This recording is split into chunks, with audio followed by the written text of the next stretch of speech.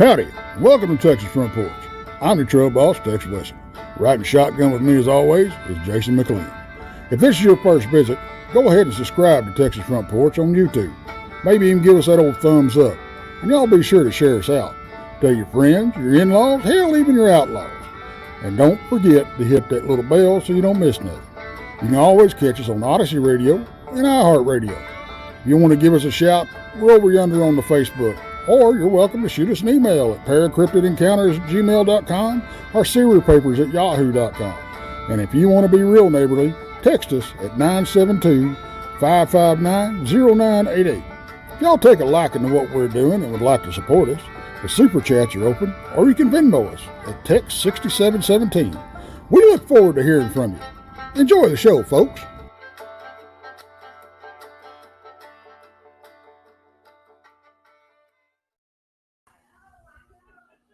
I'm going to give you the old Lane Frost way, folks. It's going to be a good show.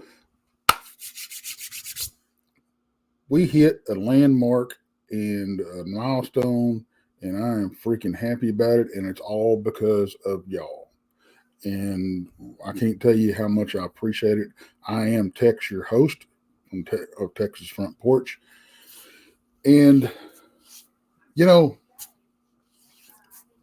there's a lot. This show is probably information wise, probably one of the biggest shows, if not the biggest that we've done. There's a lot of stuff that's going to be announced tonight. There's a lot of stuff that's going to be done tonight. We're doing a giveaway. Y'all going to get some merch. Y'all going to get some cash, you know, and we're going to get some. It's huge. You know, we're going to touch on some Dogman, some Bigfoot and conspiracies and why they're being covered up and some the future of the channel. Golly, it's huge. I don't know if we could fit it all in. We may have to do a part 2, but you know, dadgummit, let's get my ramrod up here because I am the trail boss. And I do have a ramrod. And here he is. You got to do the Lane Frost wave. I am not doing that. You can do it. I'm not going to do it. I may do this. Or even the Queen wave. There you go. There you go. I will not do that. But yes, no, this is going to be a big show. A really big shoe. Really big shoe. And I guess probably the first announcement should be mine. Well, I want to talk about the 4K for a little bit. Yeah, let's talk about that. Because, guys, girls, everything in between, this is, it's big for us. It is. It's really big for us. I remember, and I was looking back at the old shows, and I found some that were me saying big thanks to everybody for 1 and 200 subscribers. And yep, it's like, wow, here we are at 4,000. Yeah. And there is nowhere to go but up. I mean, we're obviously doing something right. And that's what we've been trying to do. We've been trying to do something different. And I think that we have succeeded. Yeah. I really, really do. Well, and I think we're making a difference. We are. Because what we found, we see it in our chat, right? These are the people in our chat are people who want a better conversation. They don't want the same old. They don't want to hear the same story for the 50th time. They want to have a better conversation, actually move these conversations down the road. Not, are they real? Are they not? Okay, but what are some of the nuances there? They want to know the nuances. They want to know why is there an overlap in so many of these things? They want that bigger, better conversation. They don't want to just stay in the same place. So what we've done, all we've done is find people like yourself, you beautiful people out there who are the best audience on the internet. It's y'all because y'all have said, hey, these people this is what I want to hear more of. This is what we want more of, is an actual conversation. I don't want to just hear the same story again and again and again and again. So we're here because of y'all. The only thing that we've done different is we're listening to y'all. Y'all give us so many ideas and so many questions that we follow up on. Yeah, I mean, it's really a thank you to y'all. Well, and it's like, I think it really, really sticks out with your shows that you've done, because somebody will ask a question or make a comment, and the next week you'll do a show about that subject. Yes. Mm-hmm. And another thing that we've been trying to do is, we do the first half of the show generally about the subject and our opinions and all that kind of stuff. Yeah. And then the second half, we open it up to, we highlight comments and everything, questions, and then we actually respond and we interact with people. Mm-hmm. And from the outside looking in, I try to do that. It's tough, but if I was listening to a show, that's something I would enjoy, because yes, a lot of people are asking some very intelligent and insightful questions and absolutely comments that we don't think about. And I think it's an added level to this type of broadcasting. Mm-hmm. Oh, it absolutely is. It's almost like a call-in show, but we haven't. That's one thing we haven't done, simply because I haven't figured it out yet. But yeah. Oh, dude, if we could take phone calls, that would make my life so much easier if there was a way to do phone calls. Because I got so many people that if I could just do a phone call with them to do the interview, it would make because they just don't have like a smartphone or they don't have access to a good solid internet connection. There are so many more guests we could have on if we could do that. Well, there's a way to do it. I just haven't figured it out yet. We're lucky to be able to turn it on. Oh, I know, right? I'm famous for pushing the wrong button, and now scheduling the shows on the wrong day. So. Yeah, that's a thing. In my defense, my days were running together at that point. Oh yeah. Oh yeah. Oh Lord. I'm already highlighting questions and comments. Oh yeah, man. So am I. Everybody, they're jumping. They're evidently they're thinking, well, y'all get to the point, because you're already asking questions. Yep, pretty much. So again, the broader point here is thank y'all. Thank you for this. We're here, we're doing things because of y'all, and we love every single one of you. Maybe not Rob so much, but the rest of y'all we're cool with. Yeah. Well, and the thing about it is, and I think it's appropriate with who our guest is, and it was all luck of the draw. Yeah. Because it's, what do you call it? Symmetry or synergy? Synergy or synchronicity? Is that what you're going for? Yeah, maybe that's what I'm looking for. Okay, there you are. Because Chris was one of the first guests. Yeah. That I had when I really started doing, the thing, and it's only appropriate that he should be the guest at this milestone, I think. Yeah, no, you're right. You're absolutely right. Yeah, and we've got several people backstage, and I know Chris is being very patient and with us, thank God, and because we've got some other announcements that we need to make, and Jason, if you want to go ahead and make yours. Yeah. Well, you have a few actually. Kind of. Well, they all kind of bleed together into one broader point.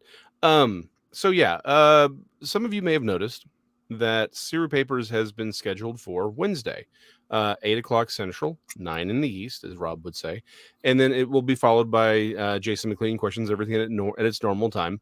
And the reason for this is we have a number of smaller projects that we're working on this channel. And one really, really big one that we're going to call Project X for now. Yes. It's a massive project. It's probably taking the next year to do. And as y'all know, we all have lives, jobs that pay for things. So this doesn't pay for it. Yeah, this doesn't pay for anything. Anyway, but so I needed time to be able to do that. So I'm having to move my schedule. So on Tuesdays, I will still be on Untold Radio doing Mysterious Library with Dean. And on Wednesdays, I will be doing Siru Papers, and then followed by Jason McLean Questions Everything, Donnie Cho on the first one, and then Rob and Donnie if he wants to hop on for the second one, and of course anyone else who comes on. But that also means this will be my last day as the permanent co-host for Texas Front Porch. I'm not going anywhere. Like, there's no behind the scenes drama, right? There's literally just, I got things to do and I need a little bit more time to do it. So I will be leaving You Find People on Mondays. I'll still come back. Don't get me wrong. Like, we just scheduled a guest for January. I want to be here for. So I'll be coming back as time permits. It's just for the time being, I will not be the permanent co-host. I will take a sabbatical for at least a year or so.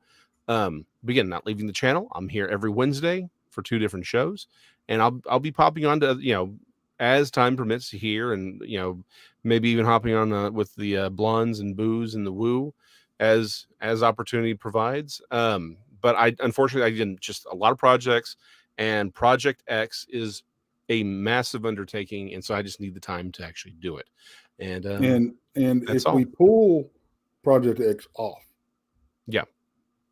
it will be huge. Yes. Very, very huge, folks. And we have our replacement host with us tonight. Oh, do we now? Yes, we do. Do you know where the button is? I know where the button is. I wish I had a drum roll. I'm not doing it. No, us doing that is not becoming a show that has 4,000 listeners. X. Well, it sounds like the Griswolds doing the drum roll. That's about as technologically advanced as we are. Go ahead and bring them up. All righty. Hey, Brandy. Here we go. Hi. Brandy, thank you so much for stepping up. And it's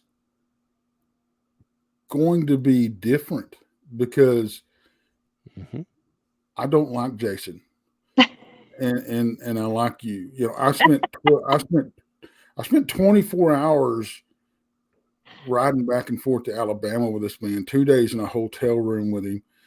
And when I got back, I told his wife, I said, all this time together, and everything, my feelings still hadn't changed. I don't like him.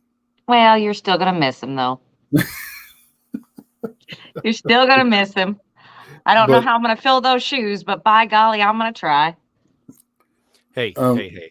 Well, my shoes are unfillable, but that's why we have you, because you are going to carve a new path.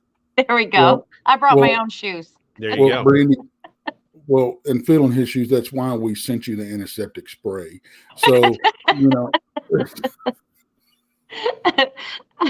I'll remember to use that. Yeah, please do. Please do. You don't want the fungus that he's got. Nope.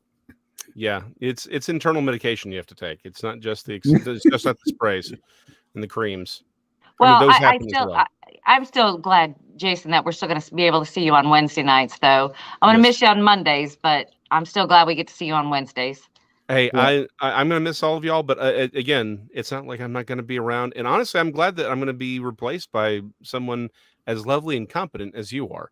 Because I was worried we were going to get Rob. And it's like, oh my gosh, I just can't take that. Well, it could have been a lot worse. We could have had Randy. Oh, Randy. Yeah, that would have been terrible. And I know they know you're talking about them, I'm sure. Yeah.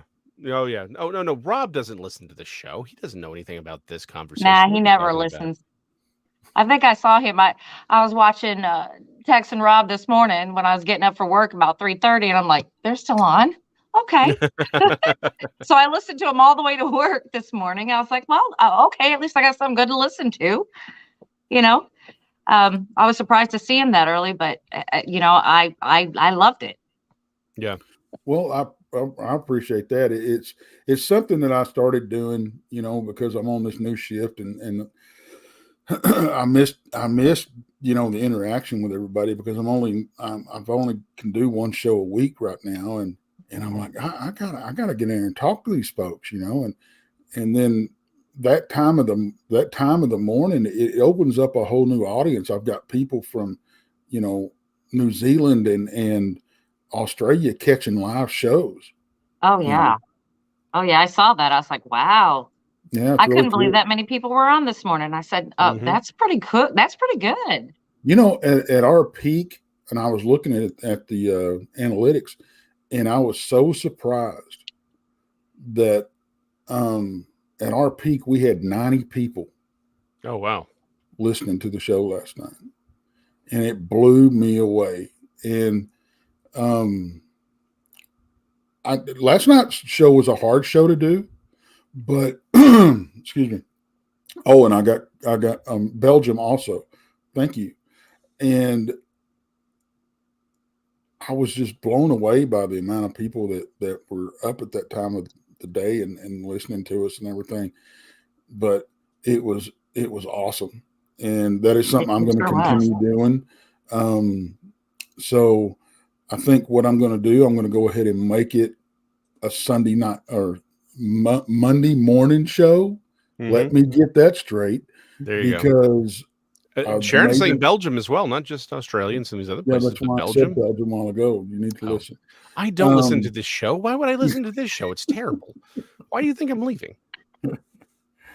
But I might listen to it now that Brandy's on it, but I mean, well, no. We had to have somebody come in and save the bacon. I mean, because. Well, I think you would open this up to a whole new group if you did one that early in the morning. As people catch on that you're going, I'm pretty sure you'll get the listeners. I'm sure. Because I mean, as soon as I turn on my phone, it's like, whoop, there it is. I said, okay.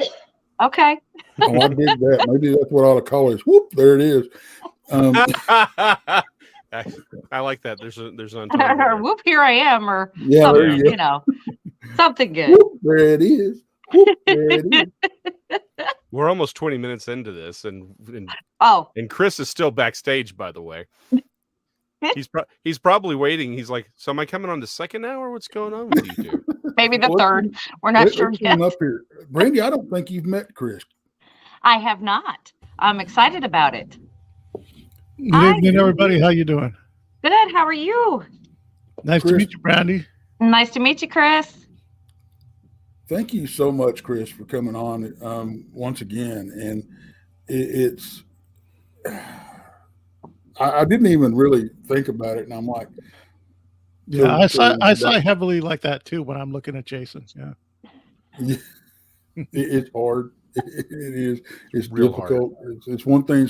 That's one thing that's going to be easier for me. Jason's going to be like, I might not ever come back. I'm just done. I've always been threatening that for a long time. It's true. It's like Bigfoot Michigan Rob says, Chris was the lucky draw for the 4K show. We had no clue that he was booked, last month. So it's weird how things fall together. Sometimes you can throw a puzzle up in the air, and sometimes the pieces just land just right. So, and that's what happened because you were a major part of really getting this show kicked off because I met you in Jefferson, and actually I met you the same time that I met Jason. Yeah, and I don't know what made me pick Jason. I still regret that decision. And I apologize, Chris. But rugged sexiness is why, and I guess you damn well know it. You know, Jason's one of those types where, you know, you hate to see him leave, but you like to watch him walk away. But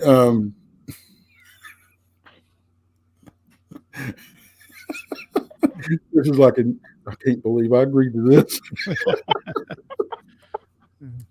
I can't either, to be honest. You can still leave. There's still Bob. Bob can fill in. You're not locked into anything. You know what? Speaking of Bob Van Buren Varieties on Tuesday nights, folks.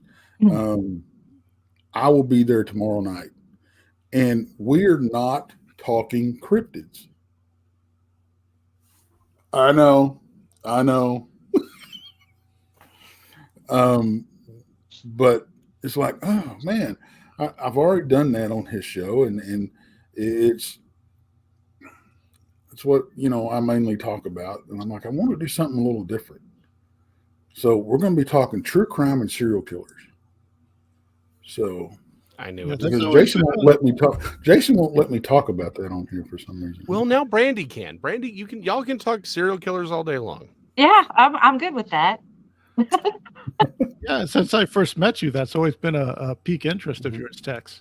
Because we talked about that for a little bit when we first met. I recorded you for an episode of my show because I brought my equipment there, and we were talking about that and how funny it is and stuff like that. So sounds like it's going to be right up your alley. There you go. Yeah. It is a what do you call it? A guilty pleasure of mine, I guess. Just the mindset, man. It just amazes me. Pleasure, homework, whatever. Yeah. Yeah, you just need a glass of wine, then you'll be like every other true crime listener. I need to get me a glass of wine, what do you go? A smoker's robe and a cigar and a live, laugh, love sign to hang right above your mantle. Yeah.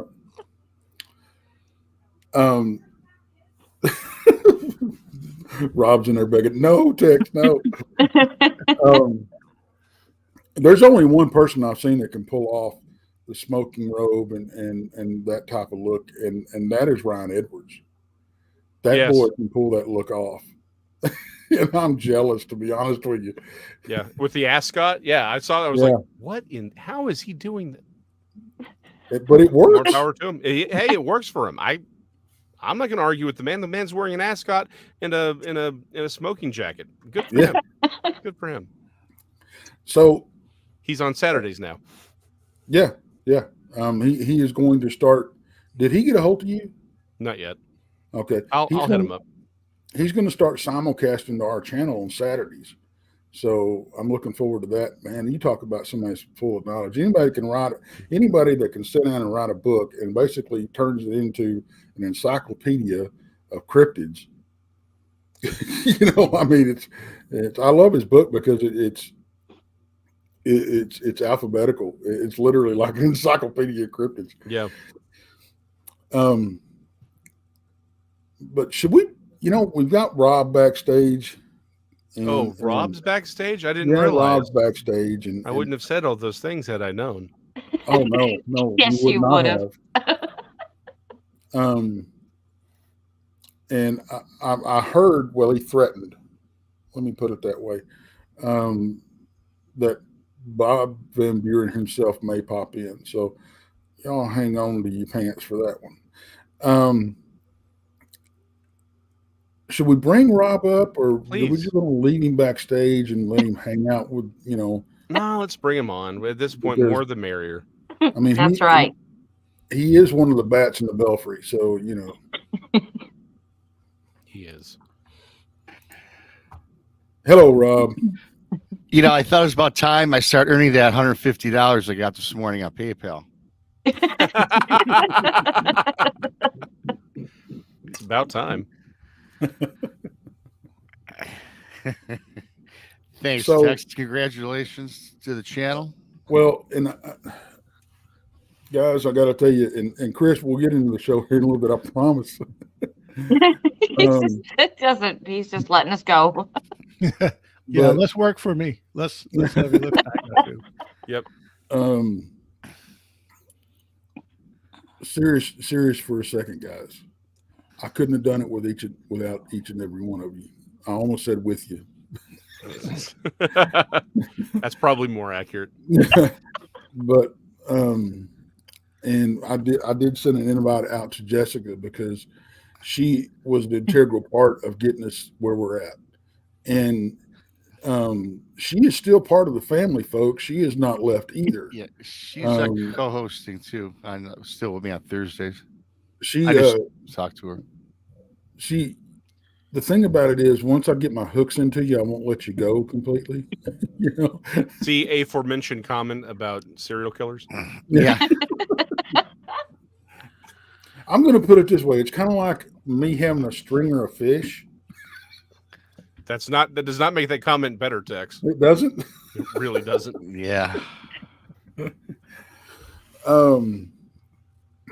But I think it says a lot about our group that we can have people come on and then springboard off of us and allow us to be a part.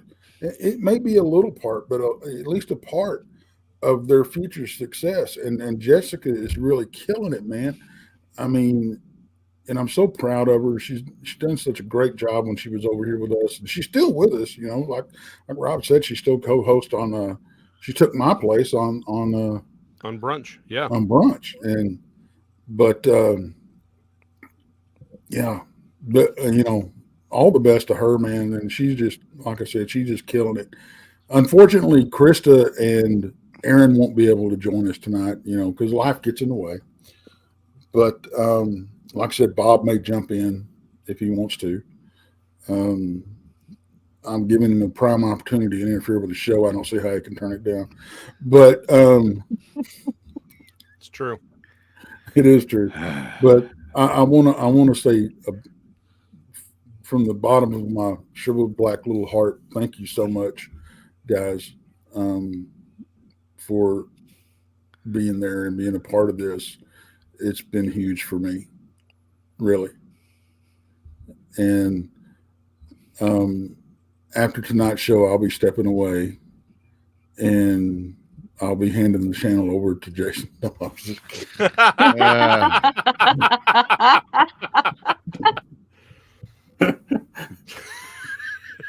That was the actual major announcement we were Yeah, going that was that's the real. Thanks for letting me know that, Titan. Tex. Thanks, Titan. Oh, thank you, Titan. Thank you, Titan. I thought, okay, where's this leading to? He was building up to it, and I'm like, Yeah, oh no, like, what's he gonna say? I was waiting. Yeah, exactly. So, Titan, man, thank you so much. He just dropped us a bone, man. I appreciate that. Tex, Jason, Rob, everybody, congrats on the 4K. On to 5K. Boy, you ain't kidding. Jason, blessings on the new venture. Brandy, you're the perfect addition to the front porch. And Chris, Thank it's you. always a pleasure to visit with you. Love and strength to y'all. Thanks. That is, wow. Thank Yep. you, Titan. Wow. Wow. Thank you very, very much. We really appreciate it. Thank you. Yep. Yeah, we do. And, you know, Chris, since we do have you on as a guest. We'd get to you eventually. Just chime in anytime. Well, I mean, I had a text really quick. I had a 20-minute speech prepared. You are kidding about the stepping away part, right, Tex? Time will tell. Yeah. But the subject of the show, and we've kind of touched on this before, you know, the whole government cover-ups and all this kind of stuff. Let's just go cryptids in general for a minute. What are your thoughts on it? Do you think it's a working thing in the background, or do you think we're just making it so easy for them they really don't have to do anything. You want me to take that first? That was that's for you're just a guest. Yes. Okay. Yeah, as far as the government and the cover up, I mean, if they're covering up, I would make an argument that they're doing a poor job of it.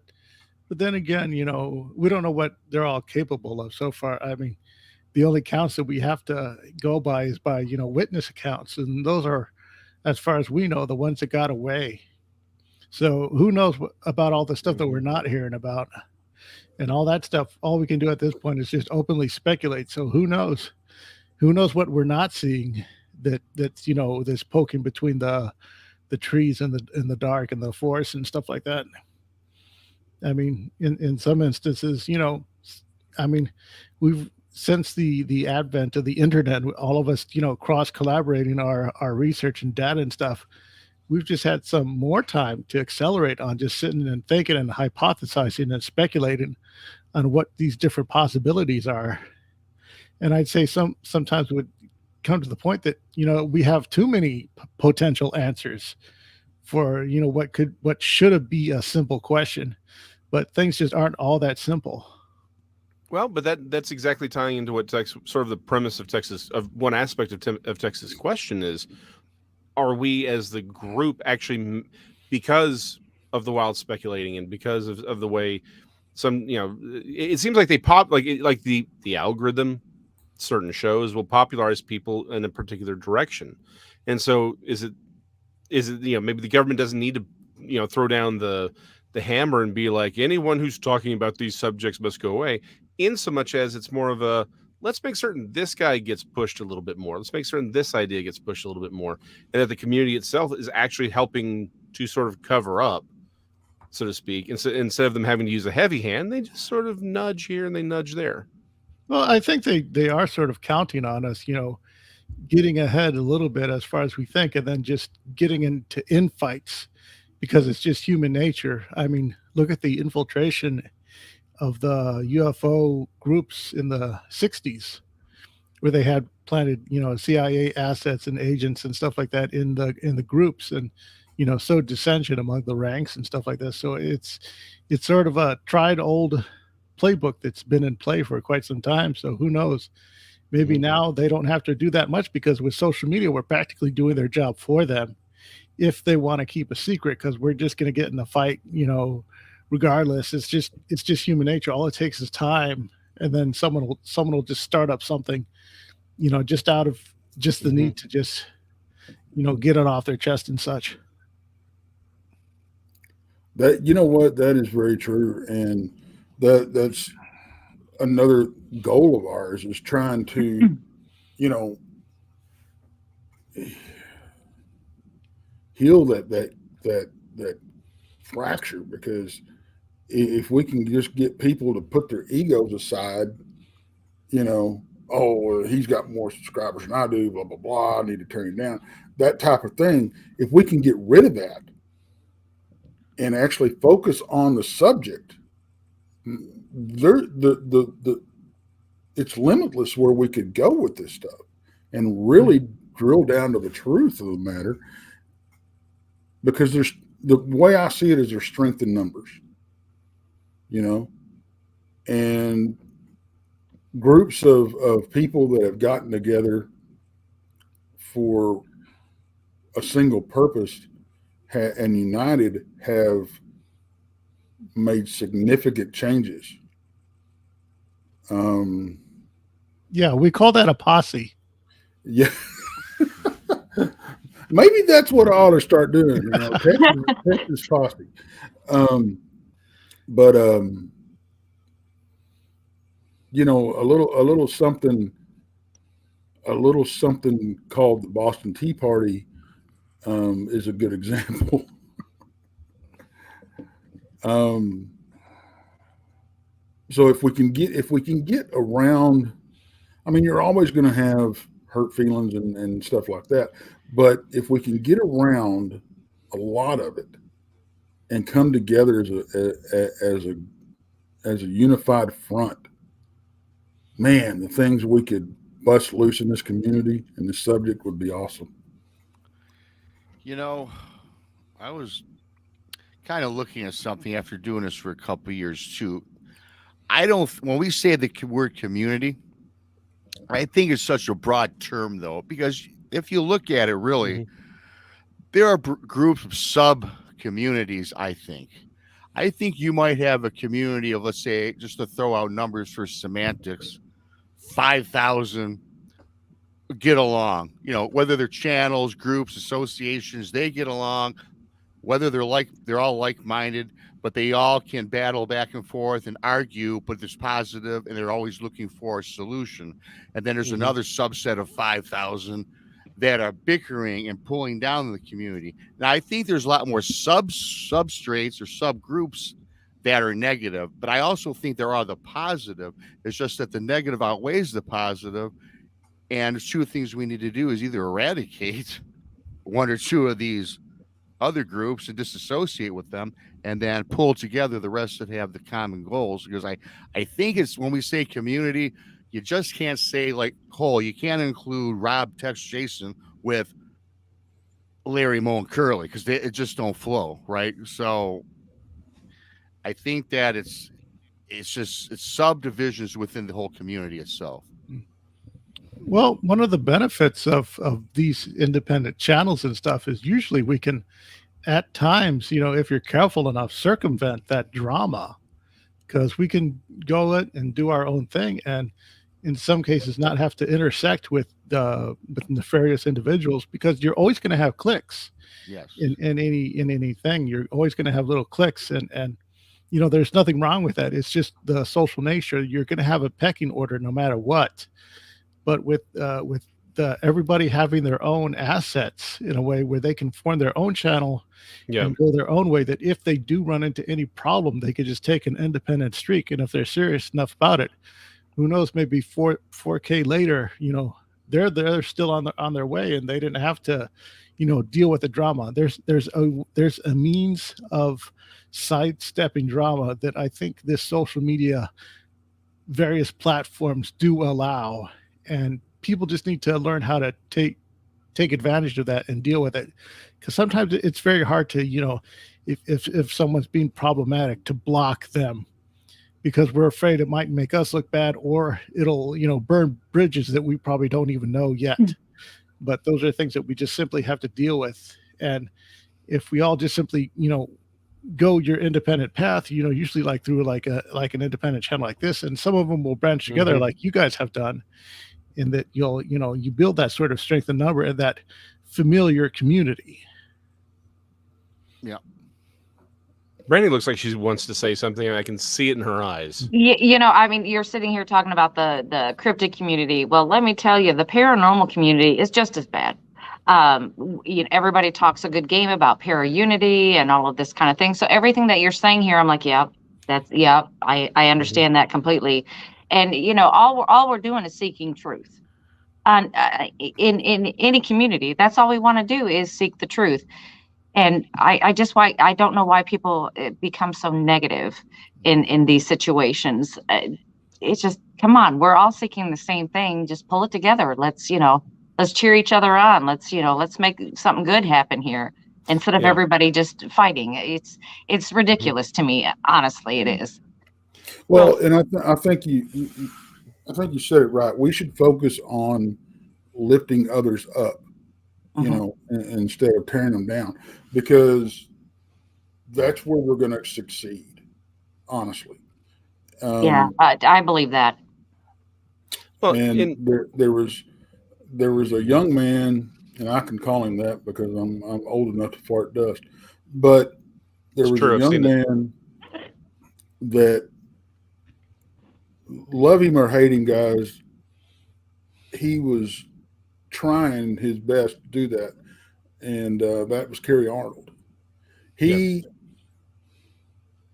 would lift up and help anybody that reached out to him, from my experience, and me included. And I mean, I knew Kerry when he first started his venture, and I told him, I said, "You're going to blow up."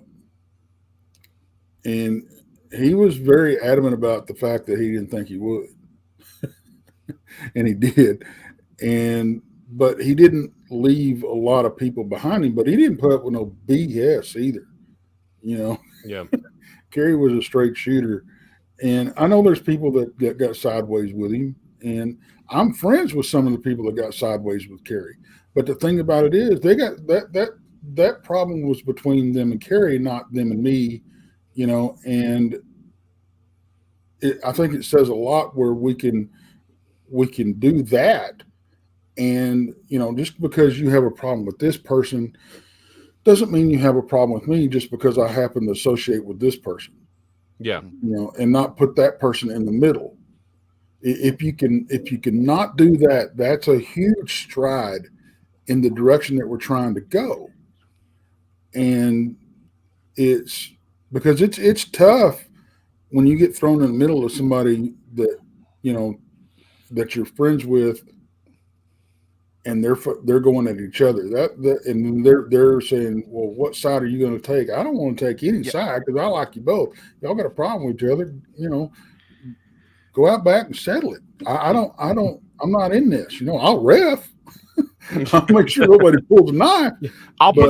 I'll put it on pay-per-view. We'll make some cash, but this exactly. But it goes back to your broader point that this infighting, these kinds of things, kind of help. Like if the government, just assuming for a second, the government actually does want this stuff suppressed, and that they actually have interest in it.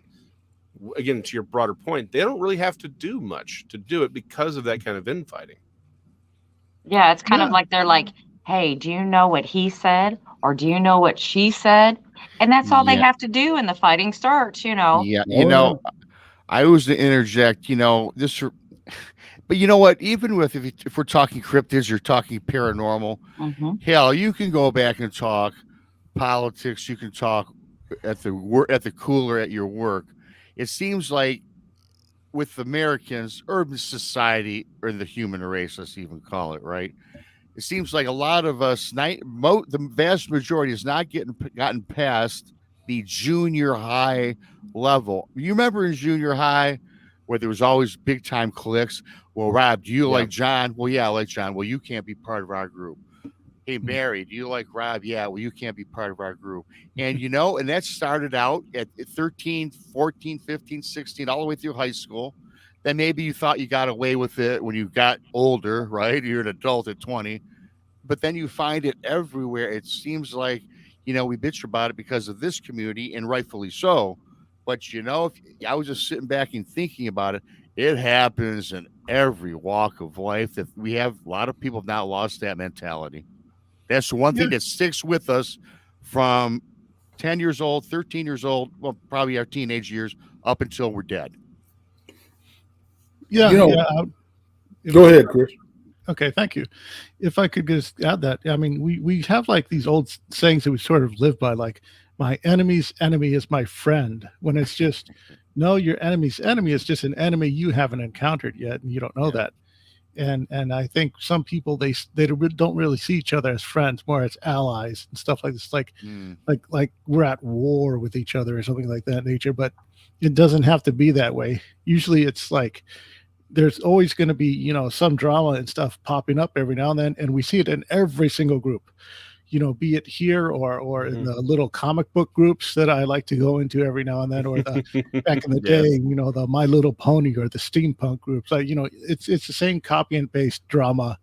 You get the lifestylers who are like really into it, really big, and they want to keep everyone out. But there are some people that want some fresh blood in, and people are afraid that fresh blood is gonna, take away the identity of what it is that the whatever made whatever it is special to begin with. And sometimes it doesn't have to go to that. And luckily, with the thing where you're bringing up the analogy of the cafeteria, it seems like now everybody's got their own table now, so you don't have to worry about sitting with, not being allowed to sit with the cool kids. You can have your own table, and then that can become the cool table. Well, speaking as a closeted brony, the infighting is Brandy, get used to it. All I know is I'm trying not to laugh. I'm over here trying to be good. there's no point. There's no point in that at this point. All I know is this is clearly the cool table because Brandy is sitting at it. Yes. She's like, I'm not a cool anymore. kid.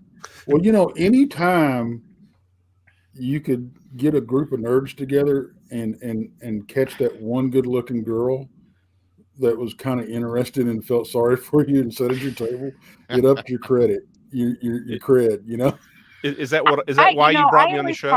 I always prided myself on being the kid that was friends with everybody.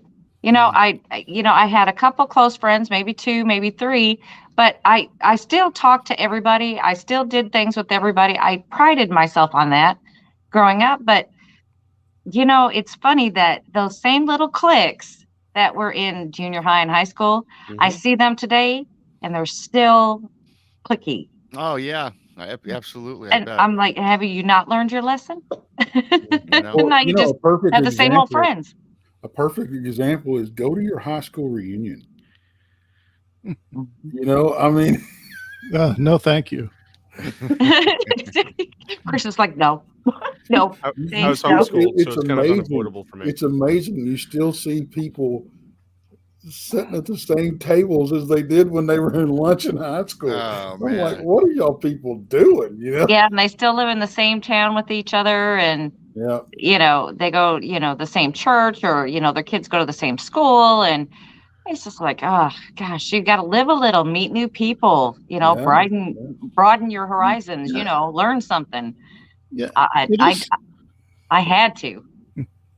Yeah, it is something where that sort of mentality pops in, and you really got to let go of it because, honestly, I think as soon as I graduated high school, all the problems that I had in high school pretty much left in high school. Although the social issues that I have, I never ran into those individuals in my life afterwards, and if there was any type of problem, it's because I created the problem type of thing. And I guess once you leave that mentality, then, it's easier to navigate. I guess that's why, you're in a good place, Brandy, where you took those social skills of being able to navigate people, and now you're using it now, and you're seeing like some people are still holding themselves back. Right. Mm-hmm. Yeah. I think when I graduated high school, my parents, I love them. My dad has passed now, but my mom is still with us. But as soon as I graduated high school, we picked up all of our stuff and we moved from Michigan to Florida. Why? Because it was someplace new. So, someplace else to explore, something new to do with life, because I'm out of school. Let's do it. So I had a good background, and I believe, a lot of that is family. How should I put it? Your family's to blame. I see a lot of people, well, their parents were that way. I want to say catty, talk about people, gossip about people. Well, their kids are still doing that. They're still the same. And I just was never like that. I'm like, let's go do something else. Let's go do something fun. Well, here I am. Paranormal and cryptids. Let's go. It's fun. Indeed it is. And I see a lot of people going, they need to grow up. I went to my high school reunion. I'll never go again, Exactly. It's unfortunate, and I love when the people that may have been overweight or ugly ducklings or something like that, they walk in and nobody recognizes them, and they're turning heads and stuff. And then, I'm not picking on the women, but because guys are just as bad, if not worse. But, you'll see some heads turning and everything, and there'll be, whispers of, oh, wow, they're hot. Who's that? Blah, blah, blah. Oh, my gosh, And then they're like, oh, well, he's the one that we used to give swirlies to and lock in the gym locker, Yeah. Or she's the one that, had the Coke bottle glasses and the braces that, nobody paid any attention to. Or, they're very successful in life, and I love to see stuff like that happen. I really do. Yeah. Well, before we get too far into how many people you swirlied in high school, Tex, we have come to the end of the hour on Odyssey. We do. Oh, we are already. Golly. Yeah, we're already there. Yeah, that's what happens when you spend the first 20 minutes talking about how awesome I am. Yes, Jason. Fabulous. Well, I forgot to mention that I forgot to talk about real quick. I've got about 30 seconds to go. How tough I am.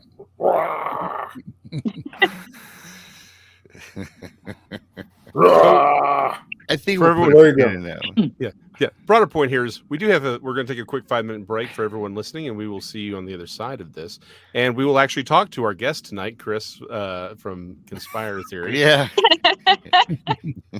And because we've just to say that we scratched the surface of what we actually want to talk to him about is not only an apt metaphor. It is literally we've got one question in, and then we start talking about how Tex likes to swirly teenagers. That did not sound good. All right, guys, I'm going to hit the break button. Y'all smoke them if you got them, and Season 5. We'll see you exactly. There you go, Randy. Already taking the reins. Yes. Mm-hmm. I love it.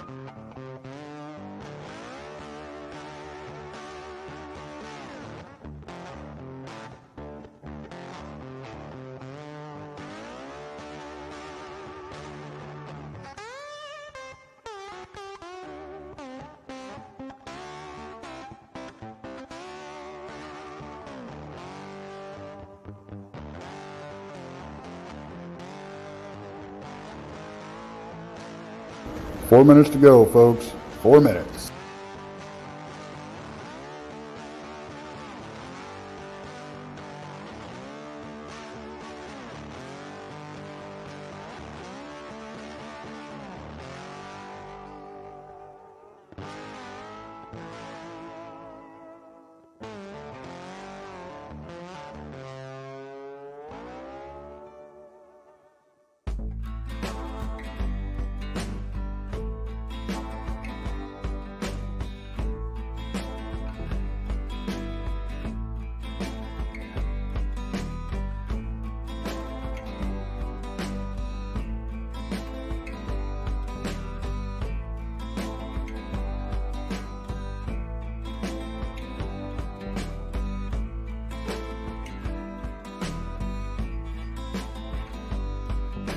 Three minutes. We're almost there.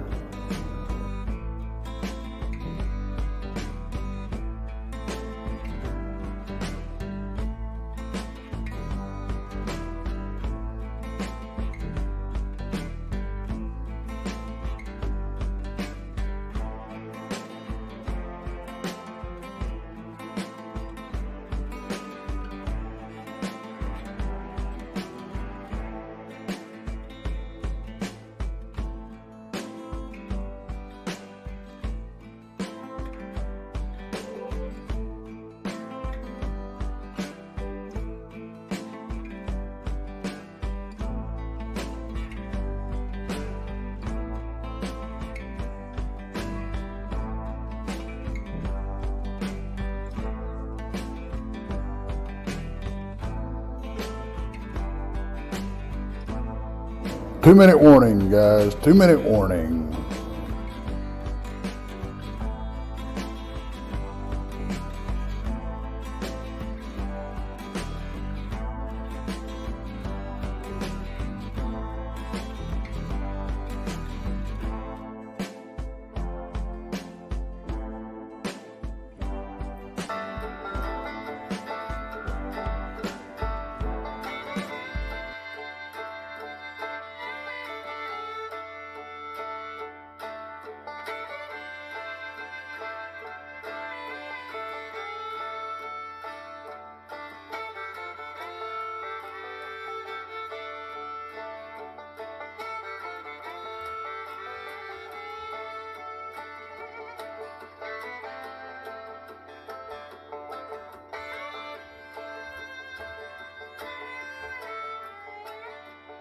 1 minute.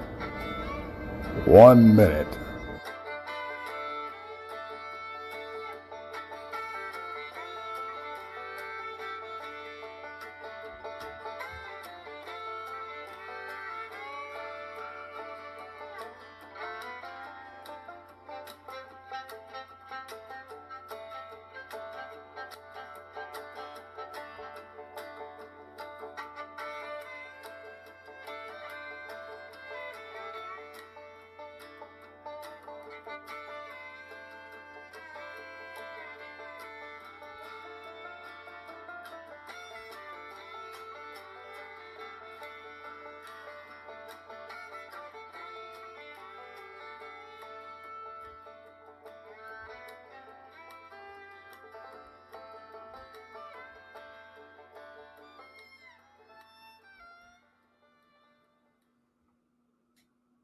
Okay, enough of that. We are going to get down to the nuts and bolts of this. There's a case that I want to get Chris's opinion on that we've been trying to follow, and it's a closed case, but it got closed under mysterious for mysterious happenings. It floors me. But there was a young man that was killed here in Texas, had his throat ripped out, and I want to get Chris's opinion and everybody else's opinion on that. So we're finished having fun, guys. We're going to jump down into it. So let's get Chris up here, and then I'll bring everybody in one at a time. Chris, there's a case, and I don't know if you've heard me talk about it or not, out of Lipan, Texas. And if you don't know where Lipan is, that is about an hour or so west of Fort Worth. Little town. But this guy was walking home, going to work. I'm sorry, he was going to work. He took a shortcut he always takes to the woods. He went missing. The next day they found him. He had his throat ripped out and scratches on the body. Okay. Now, the sheriff's department, instead of calling in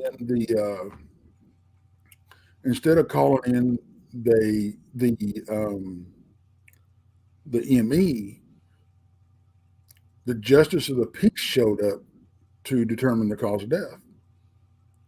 Now, also on the scene was Fish and Wildlife and a civilian tracker that they contract.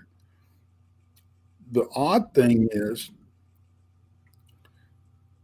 the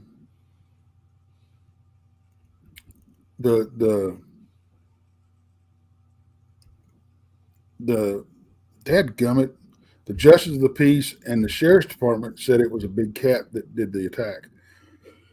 The wildlife officer and the tracker said there was no sign of a big cat anywhere. And I know somebody that talked to the wildlife officer that was there. What he told them was this was not a big cat attack. There was no signs of a cat anywhere around, but he couldn't say what it was. Now, this was in the papers. The disagreement between them and everything else was all in the paper. So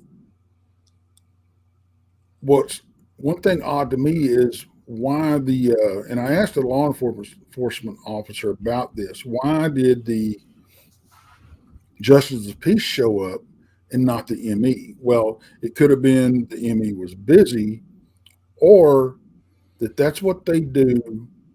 That's what they tend to do if they want to shut it down real quick. What they didn't account for was the disagreement between the wildlife and office and their department going public. Yeah, it sounds like there was a breakdown in, I guess, the procedure, which probably led to I guess, whatever getting out, and then us leading to that speculation. But as far as that, they still would have, I'm presuming here, is that they still would have had, whatever evidence that they would have had, because I'm pretty sure that, being in that wooded area, and that if there was a wild animal attack of some kind, that there probably would have been a pattern, like something that they would have seen before, or something that they would have been aware of in the area. Like, say, it could have been a wild dog or a coyote or something of that nature. Because, I mean, we do have, stray and wild dogs around here, and it could have easily had been something similar to that. Although, again, that's a speculation. And of course, if we were to say, potentially, could this have the earmarks of being like that? If this were a cryptid attack, would this break-in procedure would have been used to, say, cover up an instance like that, if we were to go with that speculation? And with that, it's not something that I really know definitively that I could say anything on. Although, I mean, again, not going to really, lay my hat down on anything, because, I really don't know. And I really doubt that they're going to tell us anything. Oh yeah, for sure. Another detail that I had skipped over, and I'm sorry, but Elaine just reminded me of it. He was also stuffed under some brush. He was not fed on. There was no other bites on the body. His throat was torn out, and just scratches on the body. So, there's just a lot of things that don't add up. Yeah, it's not uncommon for predators to hide bodies. If it was a big cat attack, then he would have been dragged into a tree. Right. But to be dragged into bushes, that does sound more like something I would imagine maybe a canid could do.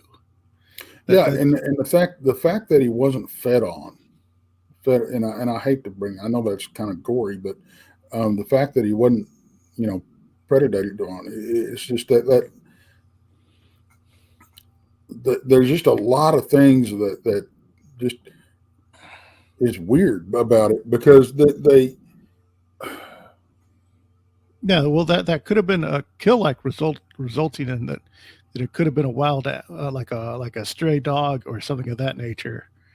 Is it what I guess the speculation would be? Is that it would be either a stray animal that was probably just killing just for sport, and then didn't really know what to do, and then just panicked and ran off. But if it was something that would have been killed, specifically for predation, then yeah, the body. Because wolves, when they do make a kill, they'll like eat it right away, right, and start digging in, and then scatter. And usually with a kill like that, you're going to see fur everywhere. You're going to see a big old mess everywhere. So with this, it was probably just a sport kill or an opportunity by something, and then it probably just would have probably would have like dragged them off, and then just out of instinct. Just acting purely on instinct, and then, not knowing what to do, and then panicked and ran off. I guess that's the bird's eye view that I could say maybe something along that nature. I don't know. What do you think? Well, I will say this: there is Dogman reports in the area. That place is about 40 miles. South of where I had my encounters. Okay. There's been other reports out there. So I think that's a very, very good possibility. Chad asked, was there an autopsy? No. And that's another thing. The justice of the peace said, well, it was a big cat and that was it. There was no autopsy. And yeah, I think if there's going to be any autopsy, it probably would have been up to the family to request one, because then it would be in their hands, I believe. I mean, once they, Elaine says the guy was standing up when his throat was ripped out. This is what they said. And the fact that it was ripped out and not cut, that is the first red flag that stood out to me. And the fact that I know the area, I know what's out there because I saw it, and other people have too. It's just, You know, there. I think I'm leaning, and I don't want to. I know it's a possibility that a normal animal could have done this. I understand that, but it's just, I guess, knowing what's out there and what they're capable of, and all the gaps in what was said about it. Because to me, what it was not said speaks volumes. Yeah, I understand, and usually with dealing with Dogman encounters, I usually prefer like witness accounts or fleeting glances of that nature. When we deal with something with an actual, either a kill or something of that nature, that does muddy with the waters. And in some instances, I'm just not comfortable with that, because I do feel like at times it can be taken very garishly, if not treated with respect. But it sounds like you're trying to approach this from a respectful stance.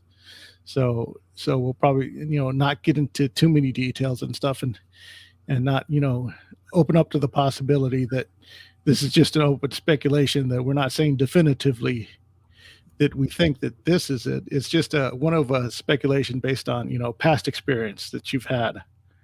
Right. You think maybe something similar or something similar to what you had encountered might have, come across this. But let's go into that speculation and say, let's say, for instance, that maybe this was the result of a Dogman. Then what do you think, then putting things together, what do you speculate might have happened? I think, well, he was walking through the wooded area.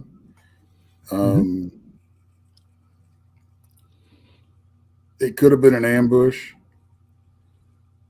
like either, are you thinking like a singular entity or a pack? I think so.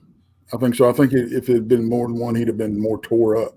That's just it. There was no other bite marks on the body. It was just the throat and scratches. So it was quick, whatever it was, and the fact that he was standing up when it happened.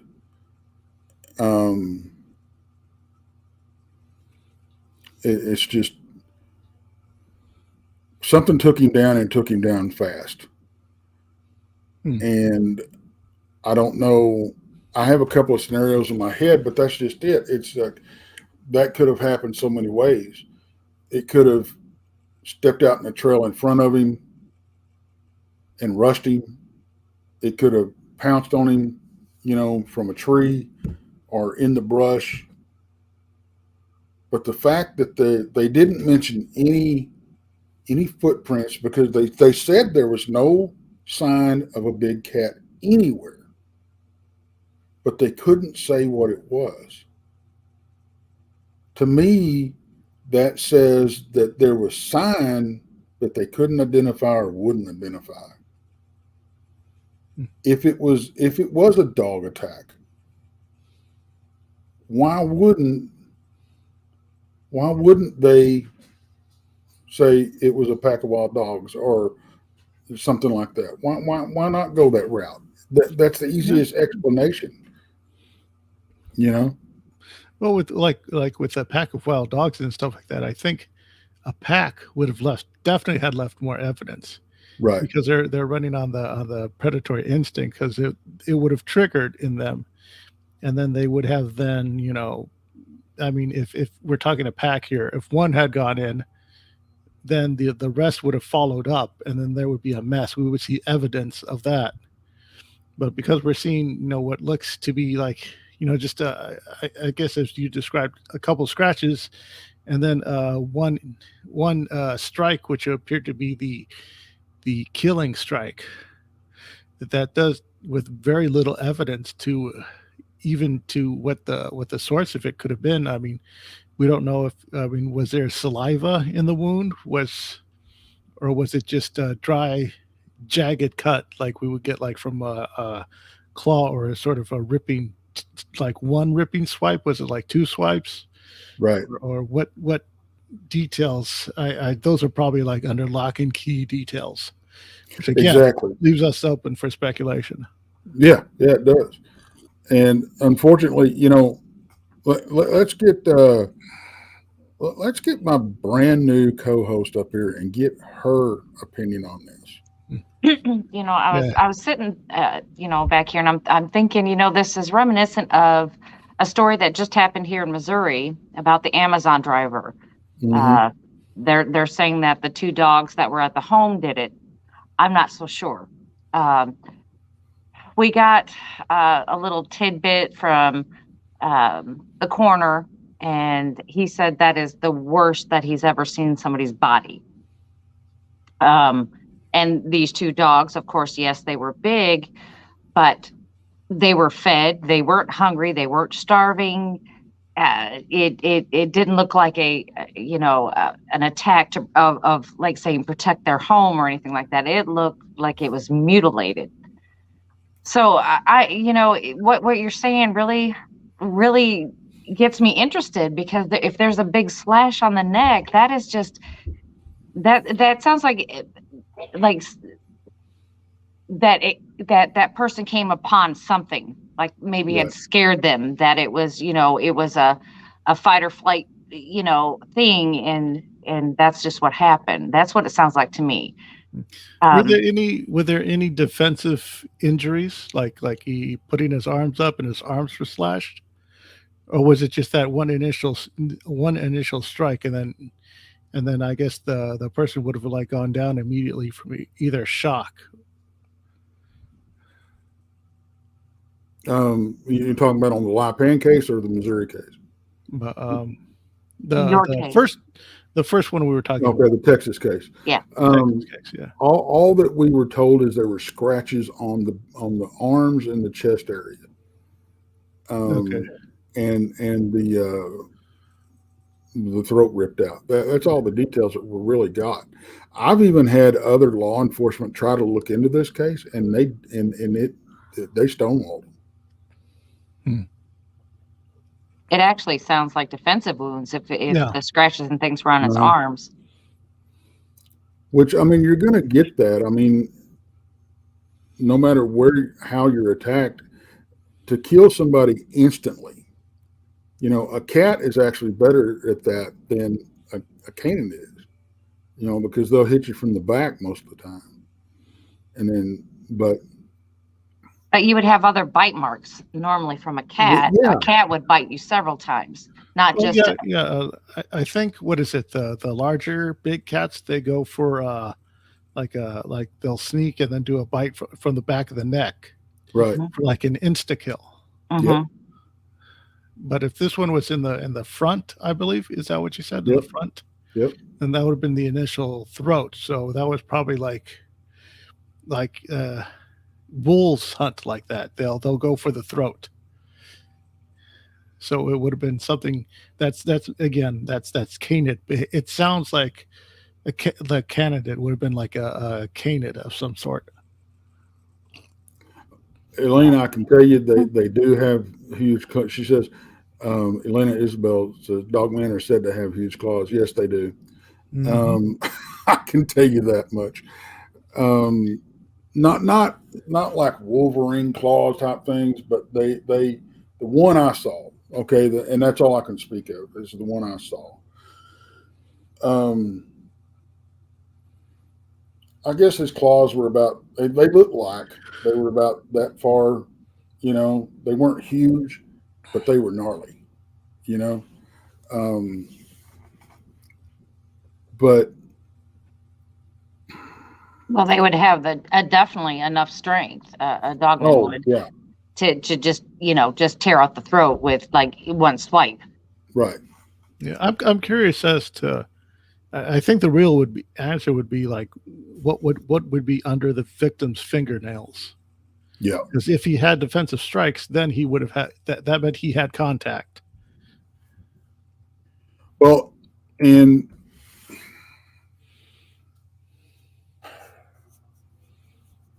the fact that the scratches were on the arms and the chest tells me that something was either trying to get a hold of him like this, and grab him and then tear his throat out type situation. I hate to go that deep into it, but you really can't.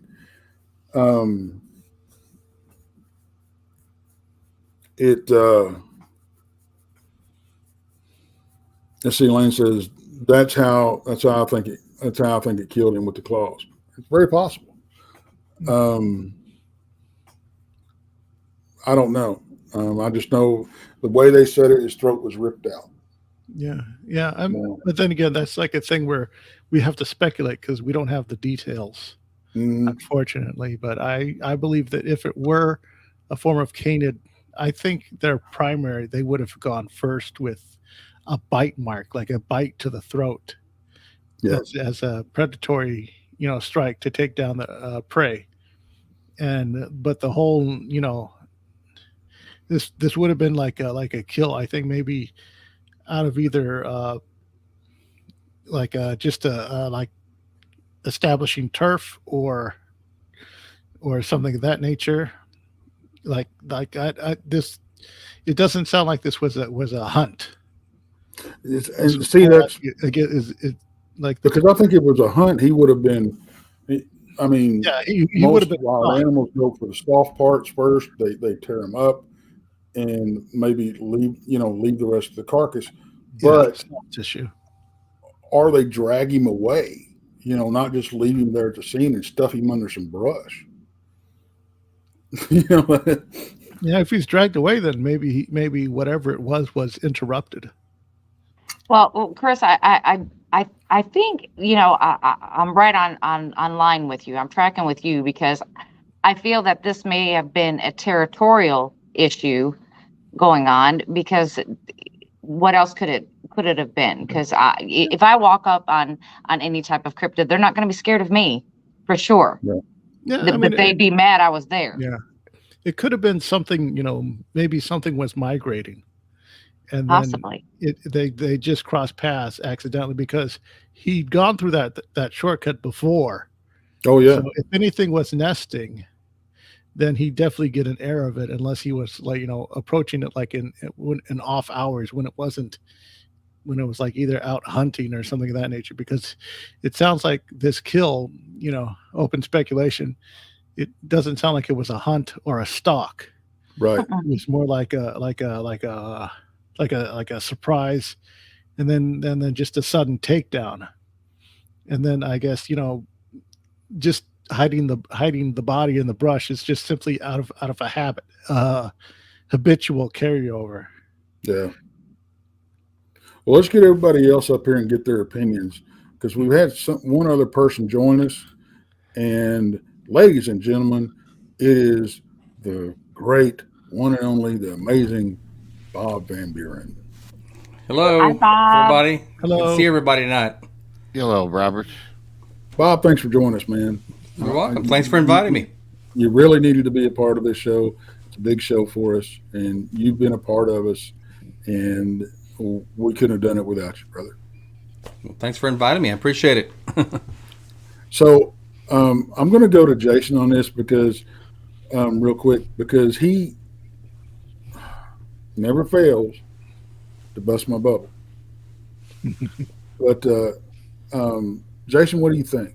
Well, it's clearly a groundhog attack. I don't know what y'all are talking about. No. So here's the thing, right? Y'all are 100% correct. Kill a rabbit from Monty Python. Yeah. Well, okay, yeah, I should have gone for that. His big teeth. No, the simple fact of the matter is, the thing about this case is, any way you look at it, it is the way the person was murdered or killed is inconsistent with a cat or a dog or even a bear. Is it out of the question? No, but it's highly unusual for me. And where this circles back to the question that was asked of Chris in the first hour is government hiding and suppressing information about Dogman, Sasquatch, etc.?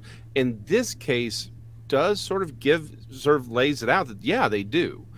Because the thing about this that's interesting from that standpoint is We have the experts out there. We have a ranger. We have trackers who've gone out there and said, we don't see sign of the kinds of animals that would have caused or could have caused this kind of damage.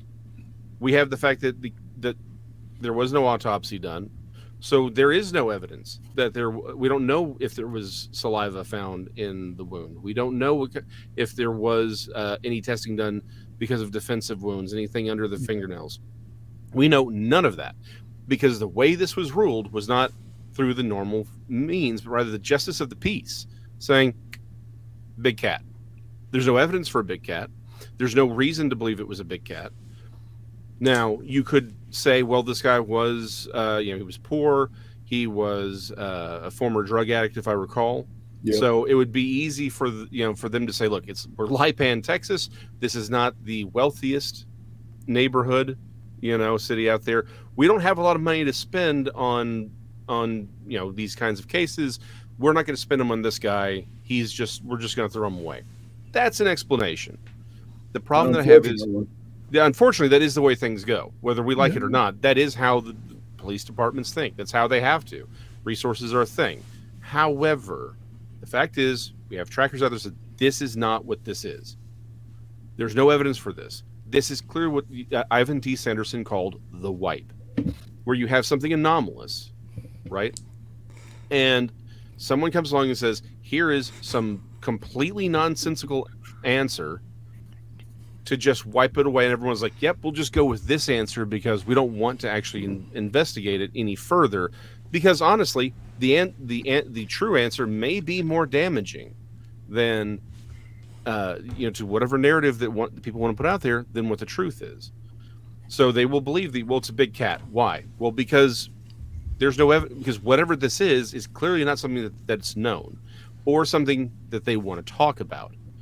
And let's be honest, this isn't the first time we've heard stories of the police, military, DOD, etc., covering up attacks from unknown animals or unknown creatures. It doesn't have to be just Dogman or Sasquatch. There are plenty of times where it's like, nope, this person was killed by, X animal, and it's like, but it's completely inconsistent with that. Right. Yeah, I'm waiting for them to start putting climate change on there. Yeah. That's true. Yeah. Yeah, the thing that gets me is the whole, again, the red flag of the lack of the proper procedure and follow-up. Because they say that, incompetence is the breeding ground for conspiracy. So it's like they left the window open. So we, of course, fill a draft. And we have to, fill in the details ourselves, type of that nature, because of the curious nature of this case. Well, getting back to the Missouri attack, they said Great Danes did this. These weren't like pit bulls or anything like that. Great Danes. Well, one was German Shepherd, and the other one was a Mastiff. That's what it was. It was a Mastiff. Right. Oh, I thought it was Great Danes. But see, they didn't say that they did any testing again for saliva, for anything like that. When the officers went in the house, they killed the dogs immediately because they were acting aggressive. Well, you know what? Those are big dogs. They're protecting their home. Of course, they're going to be aggressive when strange people walk in. Right. They never did anything to the dogs to find out their stomach contents that they released, or even did anything like that. There's just too many inconsistencies and not enough answers. Well, it chimes right in with the case out of Kentucky. What was it, 2 years ago? Mm-hmm. A 12-year-old kid. Yeah. Got tore apart, drugged 200 yards. And the only thing they came out and said it was, and I'm surprised they said this, there was an unknown canine. Yes. Yeah, that was the thing that surprised me as well with that particular case, was they flat out said unknown canid. I'm like, whoa, what do you mean unknown canid? Exactly. It feels like this is a really narrow, this is something you should know. Right. Because if you've got the bite marks, you can tell by the dentition, by the marks left. Is it wolf? Coyote? Again, coyote would be weird. Wolf, maybe. Is it a domesticated dog? You know these from the bite marks. What do you mean unknown canid? Yep. Yeah. I was going to say really quick that First of all, you guys touched on everything that I probably would have said, so I don't have a lot to elaborate on. You know, it was always my belief that predators, and we're talking animals, when they make a kill, they just don't rip out a throat or kill something and leave it, right? They usually do it to eat, or they'll hide it up in a tree, like Chris said, or they might drag it off, come back and get it later, I guess. The only thing that I can think, since this is kind of a cryptid show, you know, we're talking, maybe Dogman, maybe an outraged Bigfoot. Boy, I hear something really heavy in the background. But anyways, I was going to suggest the human element, but I can't think of any sort of weapon that could do that. So maybe that's probably on the low end of the totem pole.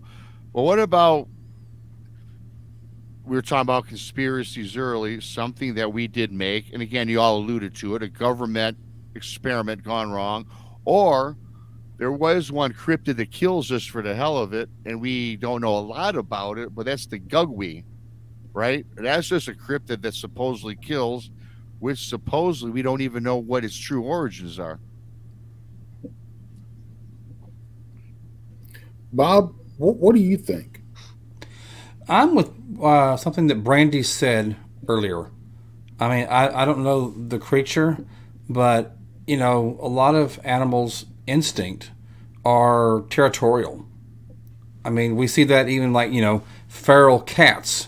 You know, a tomcat scopes out his territory, and any other tomcat that comes in, there's going to be a cat fight. So I don't know the who or the what, but I mean, just from what y'all are describing, I guess I'd heard the story, I didn't know the details. I can see it being kind of a territorial thing, in my opinion. But if you really want to know my, you know, honest opinion of what, I think it was a cryptid.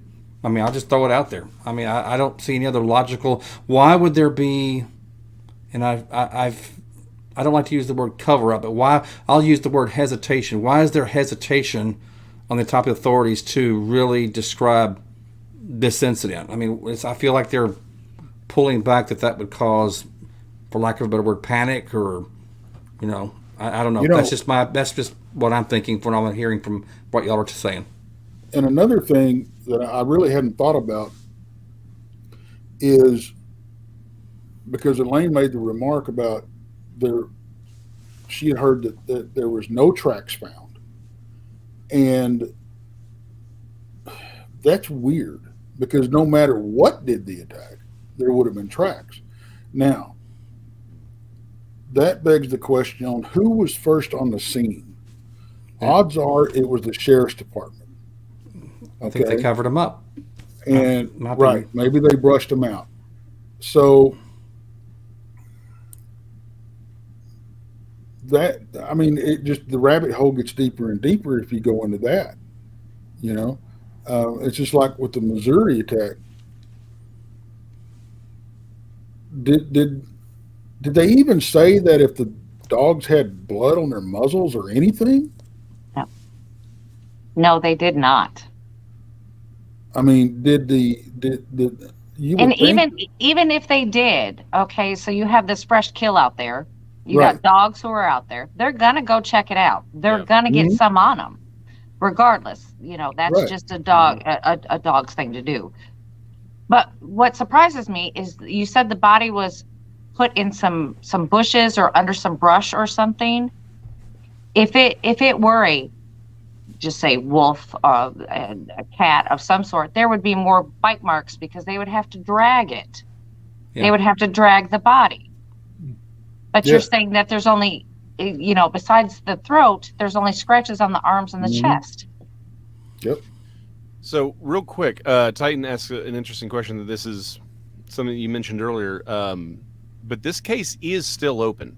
Or no, it's not open. It's closed. They closed the case. Yes. Right. Titan, that's the whole point. Because he said, you know, police will go silent until they gather for further evidence if the case is still open. But it's not. That's the entire point. This case is closed. It's closed. He said this was a big cat, even though there's no evidence for the big cat. And that's sort of the bigger point here is it doesn't, whether it's a Dogman, a Gugwe,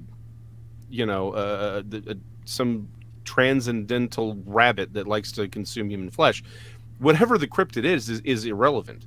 The point is, this is an obvious cover-up. that's the problem, is that there's in the same thing with these other cases. What we have is people being killed brutally, and something it has done it, and yet the thing that is being offered up, the creature, the animal that's being offered up, the explanation being given is not consistent with the facts, and there's usually a rush to, it's this thing and that's all we're talking about, and we're not even going to put money into proving it. Like, there's no evidence that these things actually did it. What we have is, here's a really nice explanation, and then y'all need to go away with this. Because again, the bigger aspect to this case that Tex is talking about is, we have contacted active and former law enforcement who've called on this, and they got stonewalled. Yep. When active and former police officers get stonewalled on a case, you know something is wrong. I know police officers, retired, active. I've talked about things. They never get, if they call in something like, hey, you know, I've seen something similar to this in my area, what's going on, they'll cough it up. You know, maybe not, again, if it's an open case, maybe not so much, but if it's a closed case, they will. They don't get stonewalled on this. They don't, because it's common courtesy, right? Mm-hmm. Because you may need to return the favor. The fact that they were stonewalled tells us somebody knows something isn't right. Now, they may not know what did it, but they know something is wrong.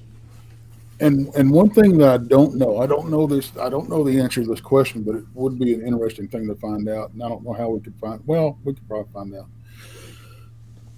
Was he buried or was he cremated? I haven't heard about that one. I don't know. Because if he was cremated, that's just another way of. What does that tell you? They don't want them no autopsy. Exactly. So, you know, and the same goes with the Kentucky incident and the Missouri incident. Were these bodies buried or were they cremated? You know? Then you jump over to the LBL and the 18 people that have been brutally killed in that park. Mm-hmm. What would happen if we found out that all of these bodies were cremated? That to me, that would be a huge red flag, because there's no way to, even if somebody wanted to look into it, even if the family wanted to look into it, doesn't matter. The evidence is gone. So, and that'd be a cover-up for sure. I mean, we see that all the time in true crime stories where someone maybe has been slowly poisoning somebody over an amount of time. The person finally dies. What's the first thing they do when they die? Cremate them. You know, hide the evidence. Or even when somebody attacks somebody else, you know, a lot of times they'll burn the bodies to cover up the evidence. Mm-hmm. You know, but normally people don't have the facilities to, or the resources to completely incinerate a body. Mm-hmm. You know, that. But it would be interesting to find out. You know, and I'll have to dig into that a little deeper, because if all of these bodies, you know, some of them, I mean, you know, it's up to the family. You know, they believe in cremation or whatever, they can't afford a burial, that type of thing. But if all of them were, what does that say? Yeah, you know, cover up. Well, there's also the question of how often do these things happen? Right. Maybe it's not always a person, but if they're going to push to these alternative theories or these and close the case with that, with zero evidence for these creatures being the culprit, right? That tells me this is not the first time these things have occurred. There may be a little more going on in these areas, and they're very aware of what's going on. It's a lot easier just to, let's get this out of the way. We don't want to talk about the fact that there's some creature walking around that's killing people or just killing things. Maybe it's not always a person, but that it's out there and it's dangerous. We don't know what it is or how to handle it. This goes back to the question about, you know, is the government really trying to hide these things, or are they covering them up? Oftentimes, a lot of cover-ups is just, we don't want to deal with this. Right. So we're not going to talk about it. So we're not going to address it. It's not because they have some dastardly planets. We don't know what this is, and we don't want to look like, a bunch of idiots. So it's a minor enough problem because they don't care about how many people get killed anyway. We already know that. So it's like, we'll just pretend it's something else because we don't know what it is. We can't control it. We don't have any plan to deal with it. We just don't want it to be a problem. Yeah. And the thing about it is, I understand why they don't want to say, okay, there's a big wolf-like creature out there. I get that. But on the other side of the coin, doesn't it come down to, safety? Shouldn't we know if do what? Really, Tex? Well, I'm just. When was the last time government actually cared about our safety? Well, I mean, we've really done an entire series on questions everything about the fact they really don't at all, ever, under any circumstances. Okay. Yeah, okay. And another thing that I kind of want to point out is that if this is a repeat, if this case was just number 9 in like 18 cases or whatever, I'm just open speculation, there would have been a telltale sign so that to let them know, that this is what they're dealing with. So then they implement, smoke screen A to take care of it. So that there would have been some telltale sign on whoever got to the scene first. It's like, okay, so this is one of those, I got to make a special call and then implement, this procedure. This protocol, yeah. Yeah. Well, it's like somebody made the comment earlier, game wardens know more than they can talk about. I got news for you. Everybody in law enforcement, everybody in the government knows more than what they can talk about. Everybody in the military, same thing. Yeah. But and we've got a couple of interesting stories involving park rangers that we can't talk about on air. So back to your point.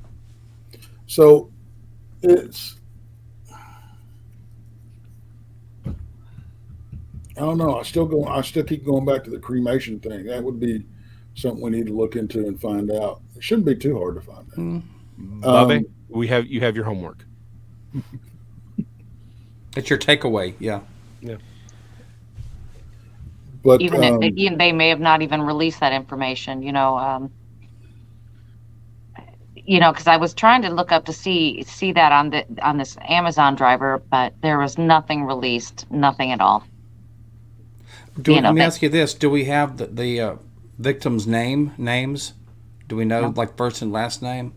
They never released it. We do on the live pan case, but I can't recall it right now. I mean, just a thought. There's a site called findagrave.com, and you can see all and it'll actually tell you if they're buried or if they were cremated. Just a thought. Okay. Well, I can go back to some chat to see if we can figure out who it was. Okay. But all the news articles that I read did not release the names because, of course, Amazon is involved. Sure. They're not going to release that. But I know some people in that area. Maybe we can find out who it was. Okay. Just a thought. Yeah, I'm going to write that down so I remember. When we start talking about the quote unquote cover-ups, and I've made the joke several times, if something happens to me out in the field, and they say it's a bear attack, it wasn't no damn bear attack. No. But I can't say that now because now there's bears in the area. There's bears. And it clearly isn't me. I will make certain that I have an alibi. That's all I'm saying. Well, I tried to save you the trouble a while ago by stepping down, but nobody bought it. But, peaceful resolution, it's what I'm all about. But I just, with all the supposed bear attacks, especially the uptick in bear attacks that we've seen lately, they've been talking about.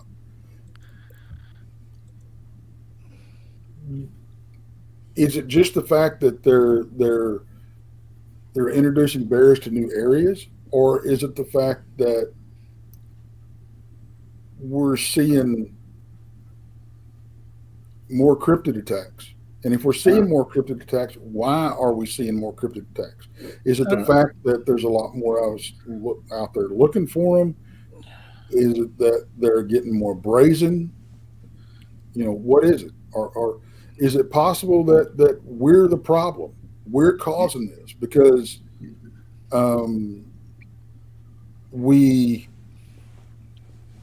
is it a possibility that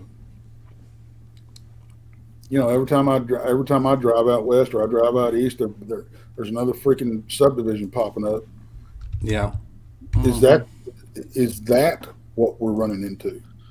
Yeah, I think that is a possibility that we're encroaching a lot further than we have before, and we're building our houses over nests and stuff, and then because some of these creatures are migratory, they come back, and an instinct points them to a certain direction, and then all of a sudden there's a neighborhood in the way.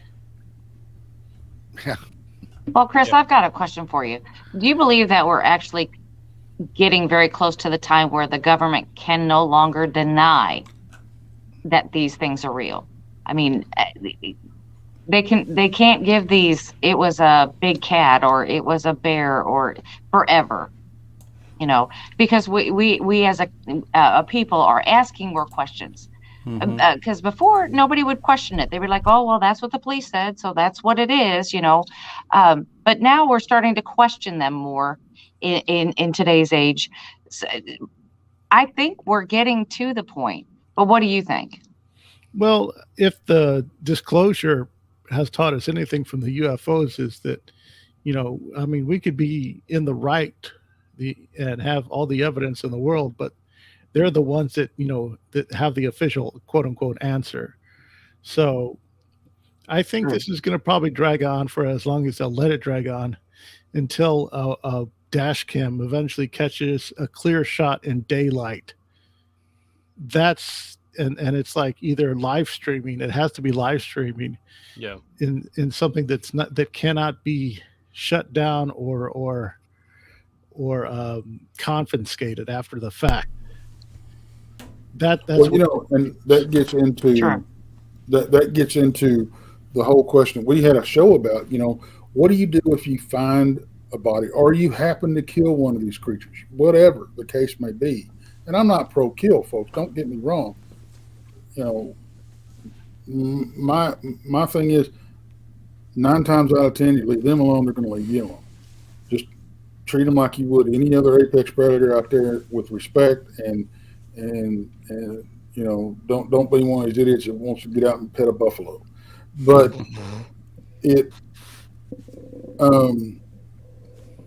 where was I going with this? Oh, it begs the question on what are we going to do with all this information, even if we get it? If you stumble upon a body or whatever, what's the best way to go about getting it out there? Or do you just walk away and cover your tracks so hopefully nobody else comes looking for you when they find it? And by somebody else, I mean the government. And if you're going to come out, if you're going to try to get it out there, what's the best option? A lot of people go, oh, I'd drag it into the public. I'd call a news station. Honestly, I think the best thing you could possibly do to protect yourself was what Chris said: live stream it. And live stream it over every damn platform you possibly could. Because I guarantee you, if I was to find a body of a cryptid and I started live streaming, I know the folks that are in the chat and y'all and everybody else, would break the damn internet. Yeah. Well, that and it would be like, if it's out there longer, it'd be harder to get scrubbed from the internet. because because all these streaming platforms, they do have means of shutting stuff down like right away. Right. But of course, if the mass shootings have taught us anything, usually it takes time for it to happen. So if you can, make something happen within that window with presenting the evidence, then maybe there could be a snippet out there.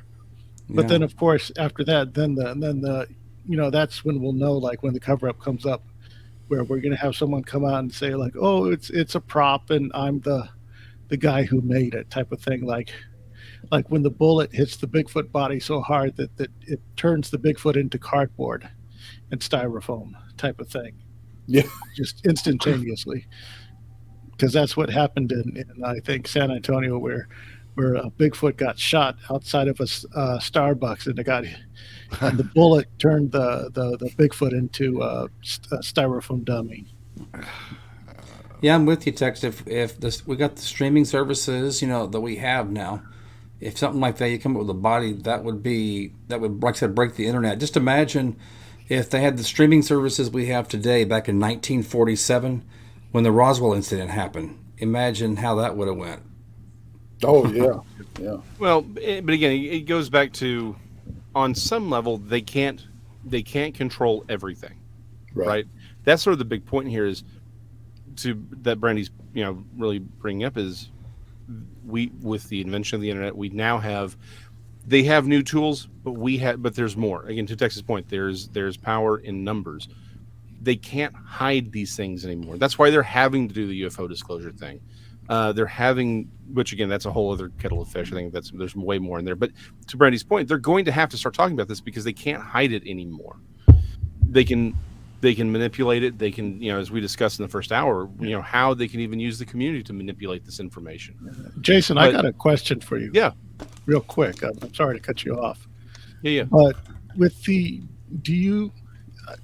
I have to direct this question to you because you'd be most familiar with it because we're both in this field, as artisans.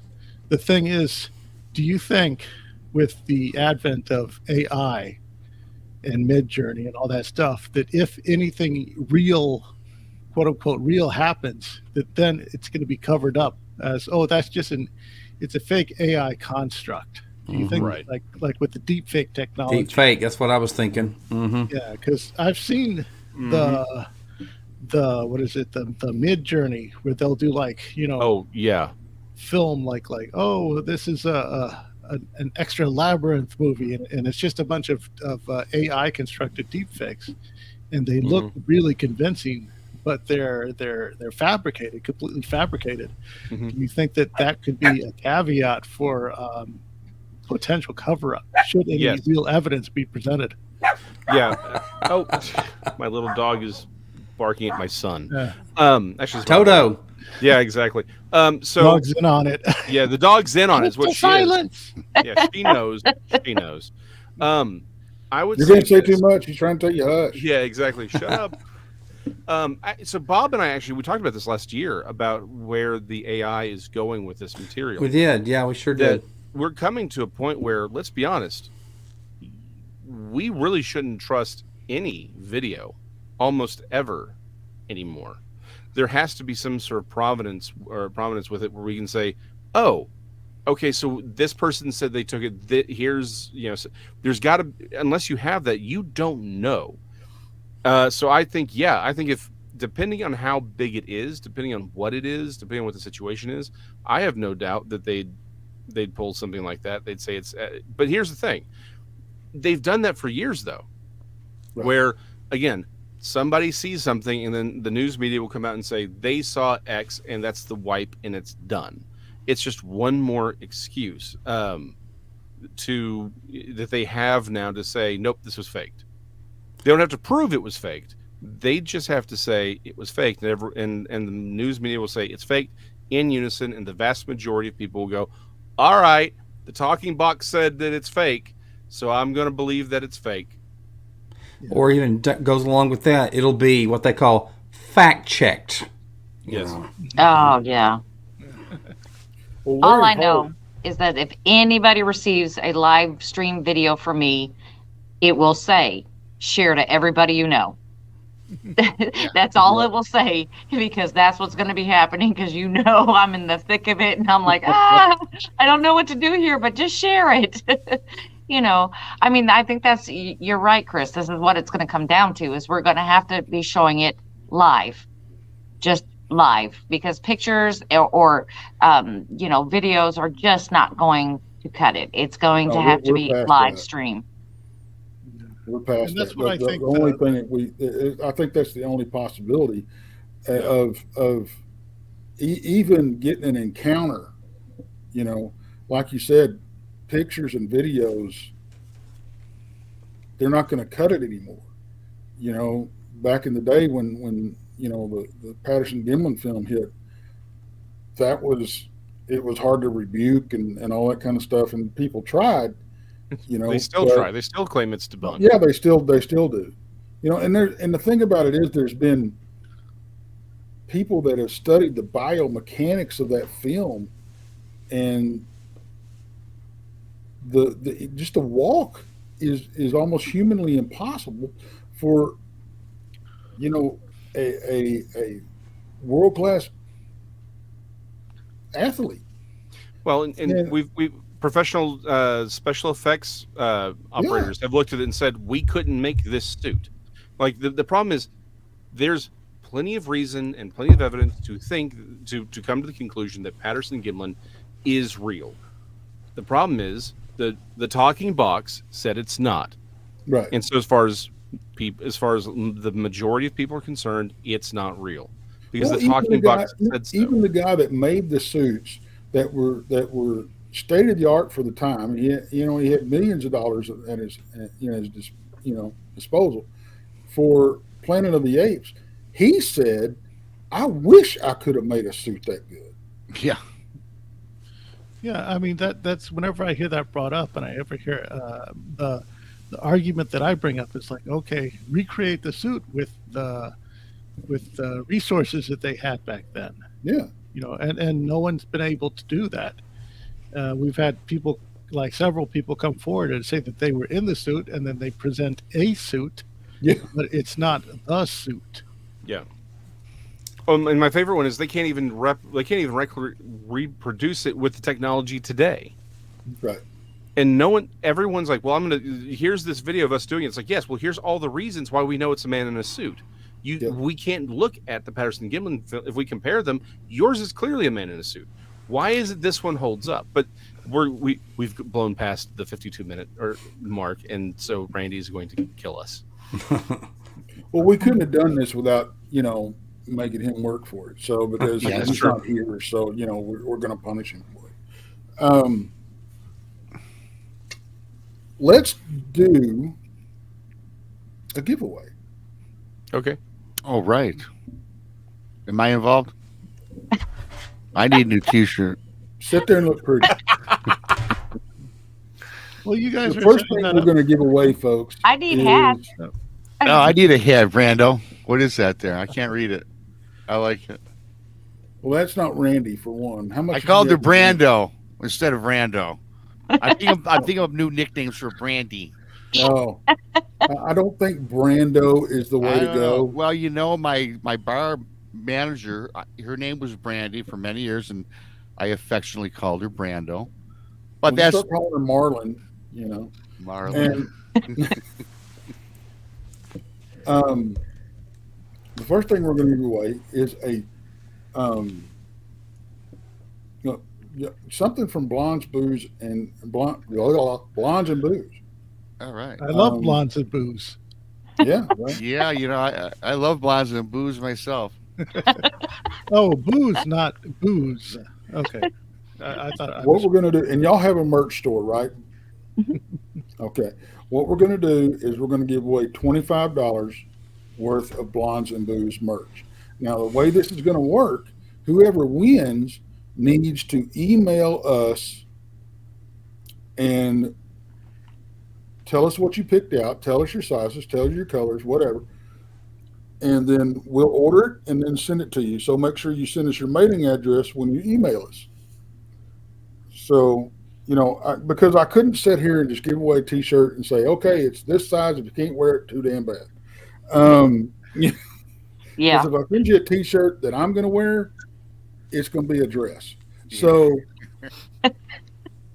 tunic, really? Yeah, tent. You could use it to cover your carport. I guess if you wanted a Texas front porch car cover, that'd be all right. So what we're going to do is, since Chris is our guest, he's going to pick a number between, we got almost 100 in chat. Let's go between 1 and 100. So,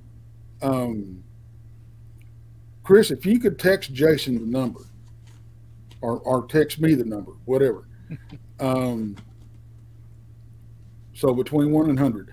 So, and what I need y'all to do, and I'm sorry, folks, but nobody that's associated with our channel, and that's being a co-host, executive producer. Really? And I had a number picked out. You know what number I had. But I was waiting for Chris to send me the number to pick. You don't know what number I had. Was thinking. I know exactly what number you picked. Yeah, we all know what number you're thinking, Bob. All right. Jason, so, that number's coming. So, all right, I'm going to read off the numbers, and Chris, you tell me when somebody hit it, okay? So hold on real quick for everyone who knows. We do broadcast on three different streams. So if you're watching us live right now, we can see the number regardless of the stream that you're on. Right.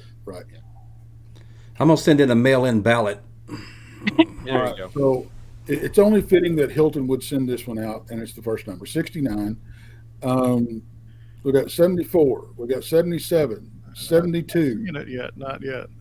87, Rob. 50, 22, 38, 11, 66, 29, 95, Eric, 95,768. It's like they're deliberately trying to skip the number. 13, 64, 50, 22, 6, 74, 13, 40, 68, 3, 75, 59, 27, 63, 26, 7, 62, 74, 65. It didn't work the first time, it's not going to work the second time. 60, 33, 61. A lot of 33s in here, but too bad that's not the number. 99, 100, 33, 63, 23, 85, 99. I'll be angry if it's the number is one I was thinking of in the first place. 72, 88, 23, 37, 4, 17, 51. Remember to win the draw, just anything between 1 and 100, and to guess Chris's number. Oh, someone got it. Of course he did. Duke got it. What's the number? 42. The number was 42. The answer to life, the universe, and everything. It was so funny watching everybody skip it. We got a 41. Okay. We got someone put. Who was it? Someone put in close. 41. I'm like, oh, you were so close. I would have picked 44. That'd have been my number. Well, the funny, he texted, he pinged me, and I looked at him like, of course it is. All right, dude. Email text. He'll get you hooked up. Yeah, go to the store, pick out what you want. You got $25 to spend, and just tell us what you want and all that kind of good stuff. Yep, Okay. you have you can choose from Blondes and Booze or Blondes and Booze and the Woo. Oh, well, there you go. Awesome. All right. So, no, I'm not going there. Anyway,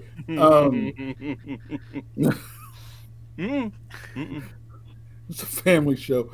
Okay, so the next thing that we're going to give away is $25 worth of Texas Front Porch merch. Okay, great. Okay. So, and it's the same thing. You go to our store, you pick out what you want. You got $25 to spend, and y'all know the drill. So, all right, Chris, we need to pick it. Need you to pick another number. Different number. Okay. Yeah, not the same one. And guys, you'll vote again. Just give me a couple minutes. Got to think here. Something. Kind of want to be clever, but I kind of want to be. I'm too tempted to be dumb. Yeah.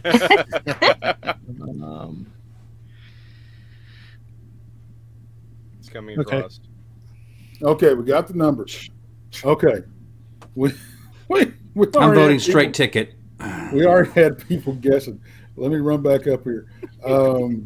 All new guesses. The previous ones don't count. All new guesses. Oh, Yeah, all new guesses. Start Okay, starting. Okay. Whoa, folks. Whoa.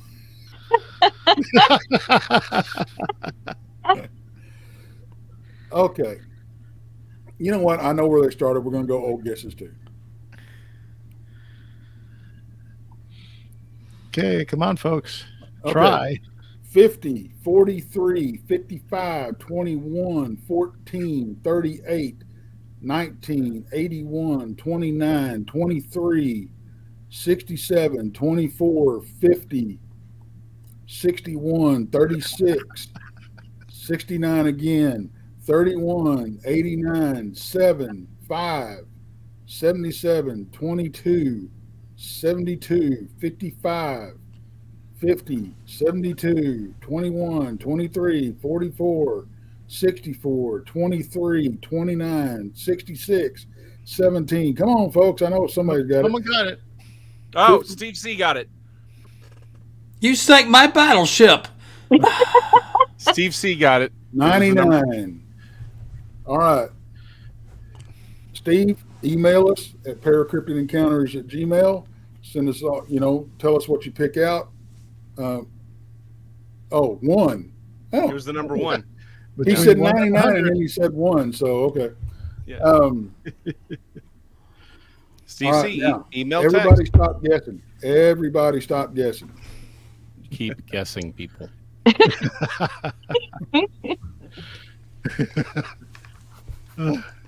All right. This next one we're going to give away. I got to pick another number. Well, I'll tell you what. I'll give you a break. We'll let the new co-host do it. Okay, Brandy, you're going to pick the number this time. Well, I can't do it from here. I can't watch either. I'm stuck. All you got to do is pick a number between 1 and 100. Text me what the number is. I can't. I'm on my phone. Oh, okay.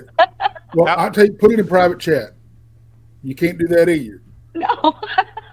You're killing me, girl. I tell you what, I'm going to make this one easy and fast. How's that? We can do this. Easy and fast. So you have to pay attention. The first person to put a monkey emoji.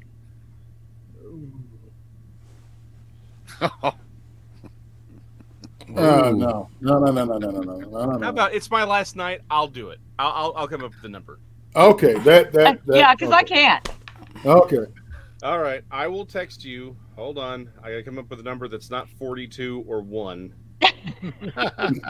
or 69. I won't do. I'll go ahead and lay that out there. I won't. Would you just quit telling the numbers you're not going to pick and pick a damn number? Okay, so everybody knows there's 3 numbers that it's not going to be. Yeah, I'm being helpful. Are you? Yes. I'm going to interfere with the show. Yeah, it's super hard for me to do anything. Okay. I got the number. Now, they're guessing. They don't even know what we're playing for. At this point, who cares? They're playing. They just want to win. I'm just going to start reading numbers here. Well, hang on. Let me tell them what we're going for. But we have people guessing. Okay, fine. Tell them what they're going to win. I'm just reading down the numbers here. This is for a $50 Visa gift card. Oh. Elaine wins. Well, that was quick. It was quick. Oh, it's fitting. She was the one chiming in with the other information and stuff. That's awesome. Yeah. Yeah, she All right. was. With my Elaine? number, yay! With your yeah, actually, that's why I picked that number. Was That was my number. it was Brandy's number? I'm like, you know what? Let's it brings everyone together. That's what I do. Bring people There together. it is. Yeah. So there you go.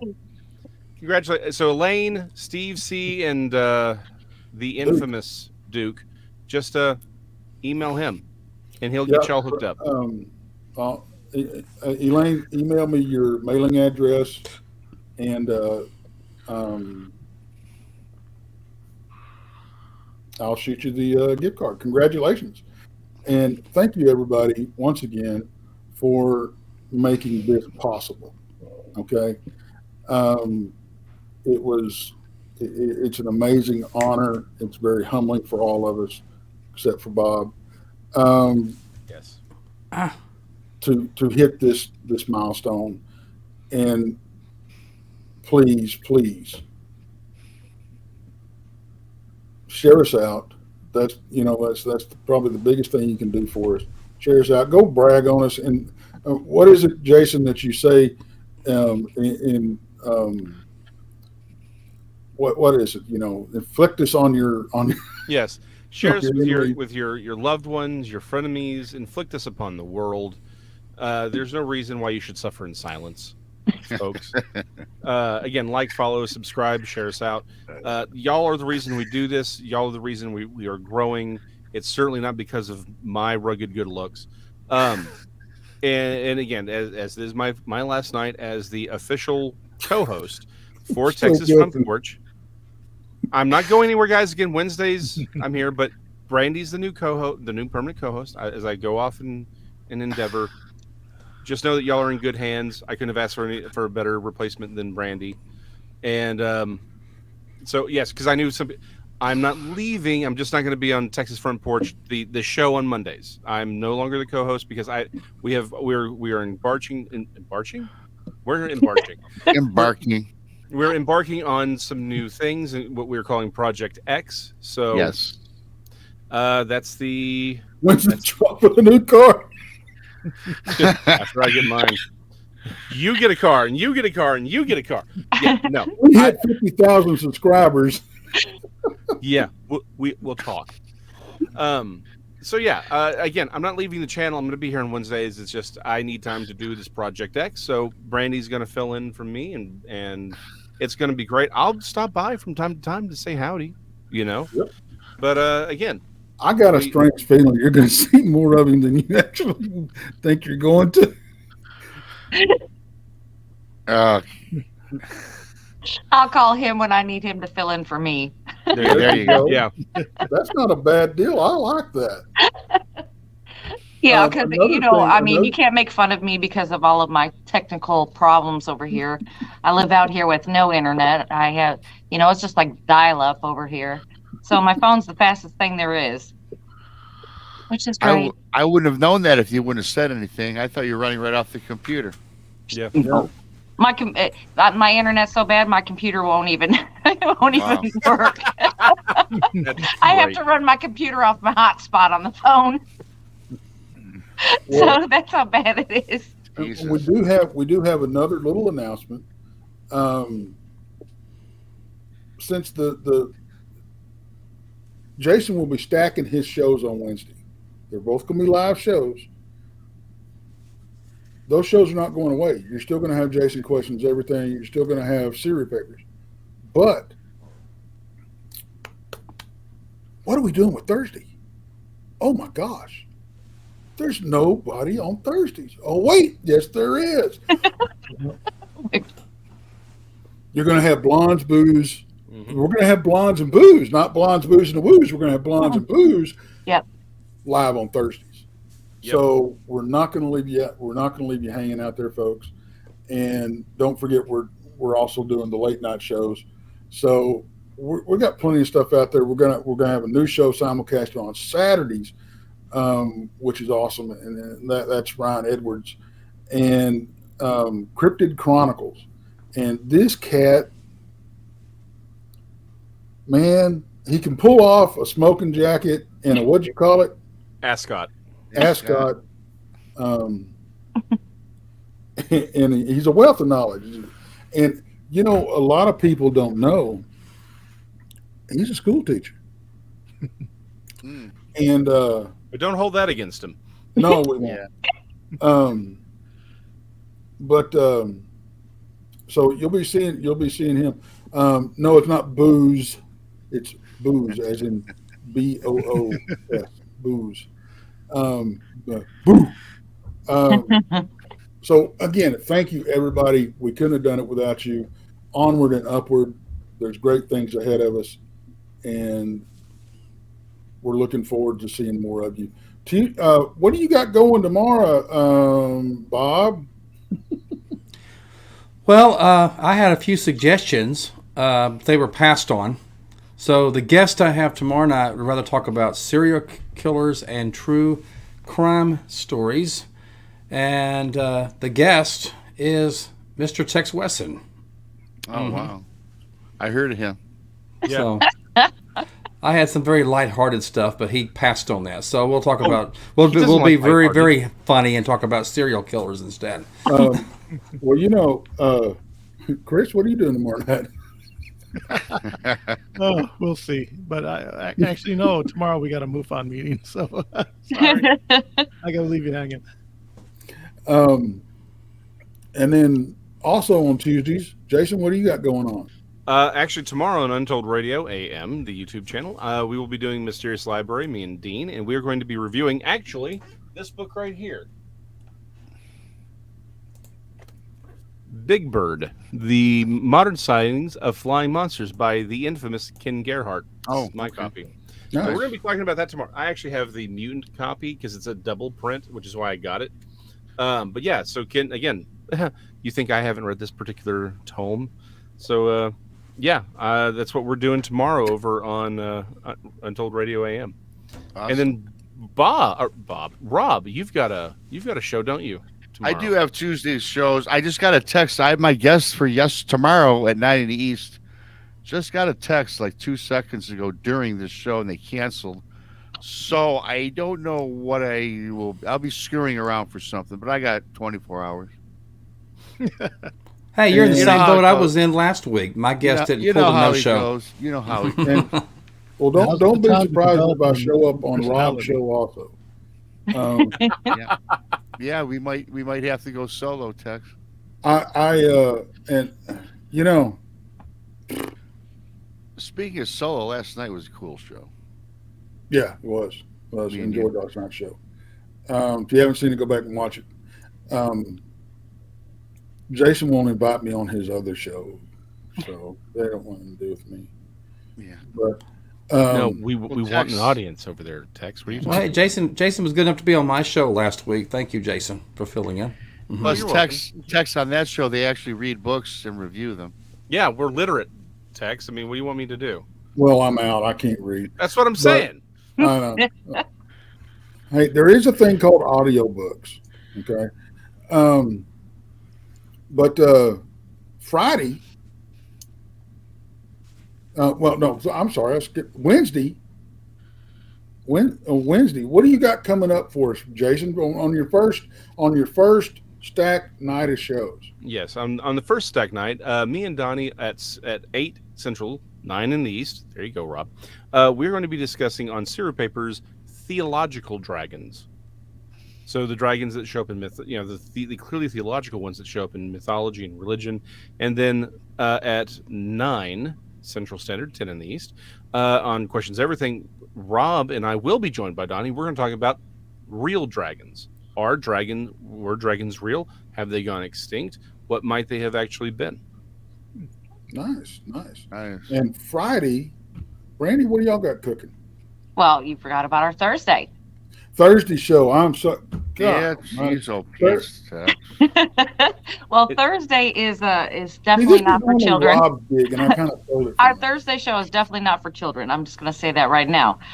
We are going to talk about incubus and succubus. We I lost love that Rob. band. What's that? I love that band. Right.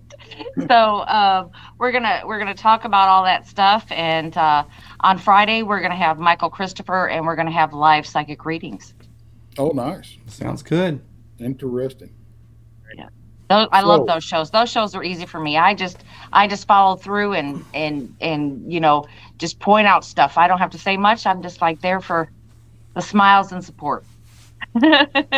You're the eye candy. That's No, I'm the comical relief, I think. well, I Jason says he's the eye candy on this show, and But he is.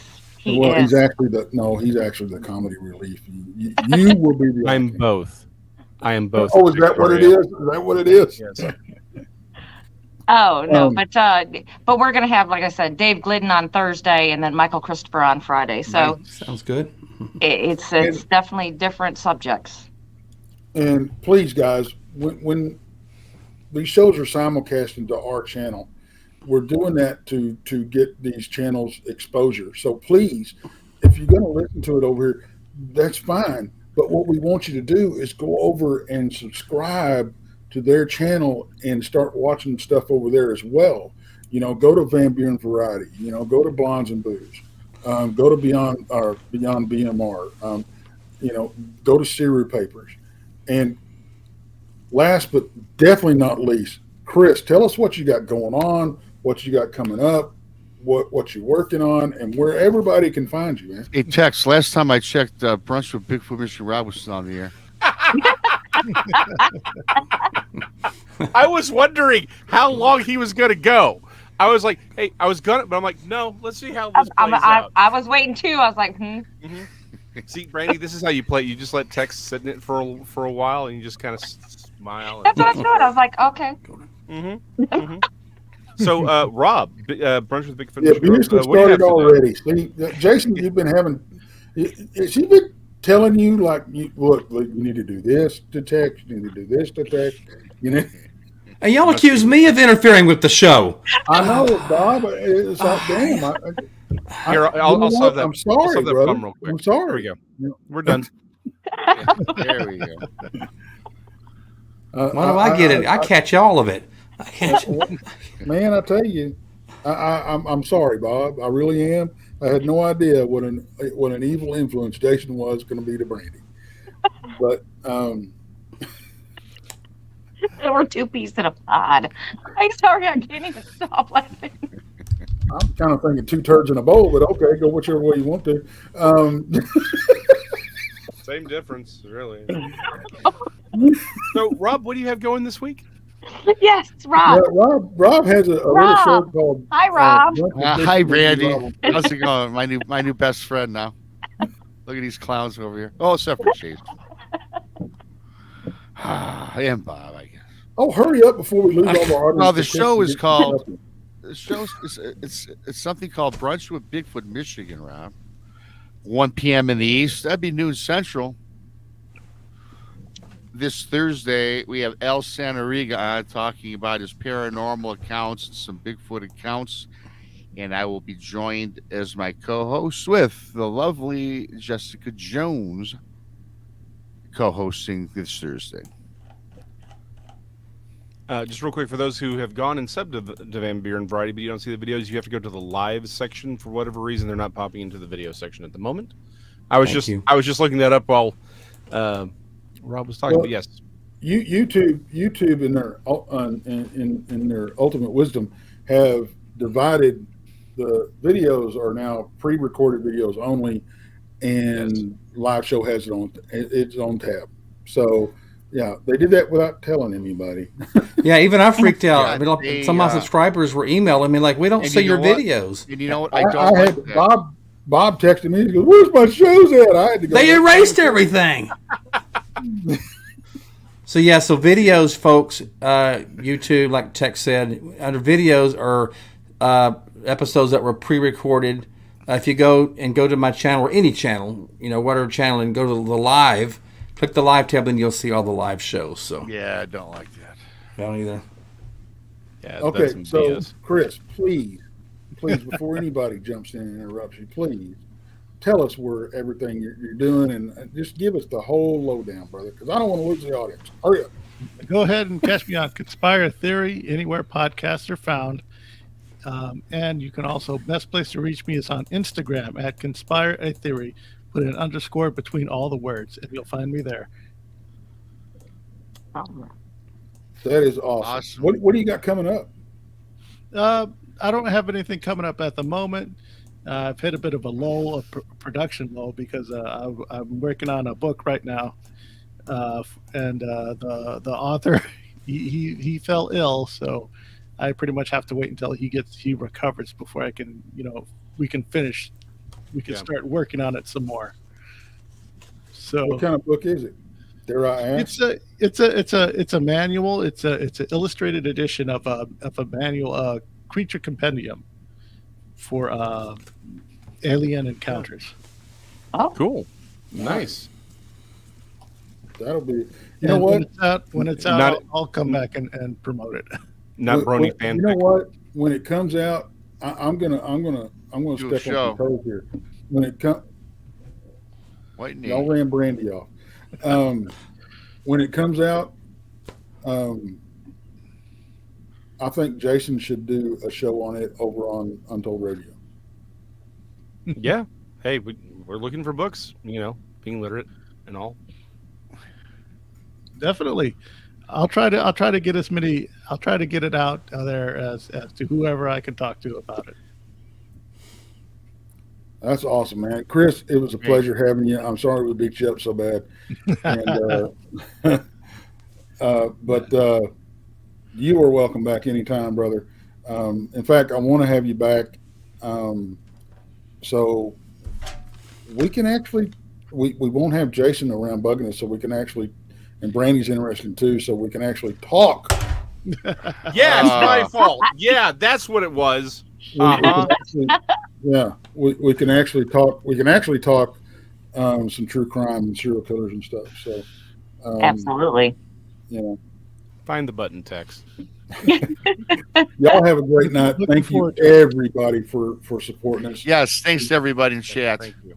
And listening later. Yes. Thank you. Bye-bye. Y'all have a great night. Don't forget to email us with your information so you can get your gifts, guys. Oh, yes. Y'all have a great one. Bye-bye.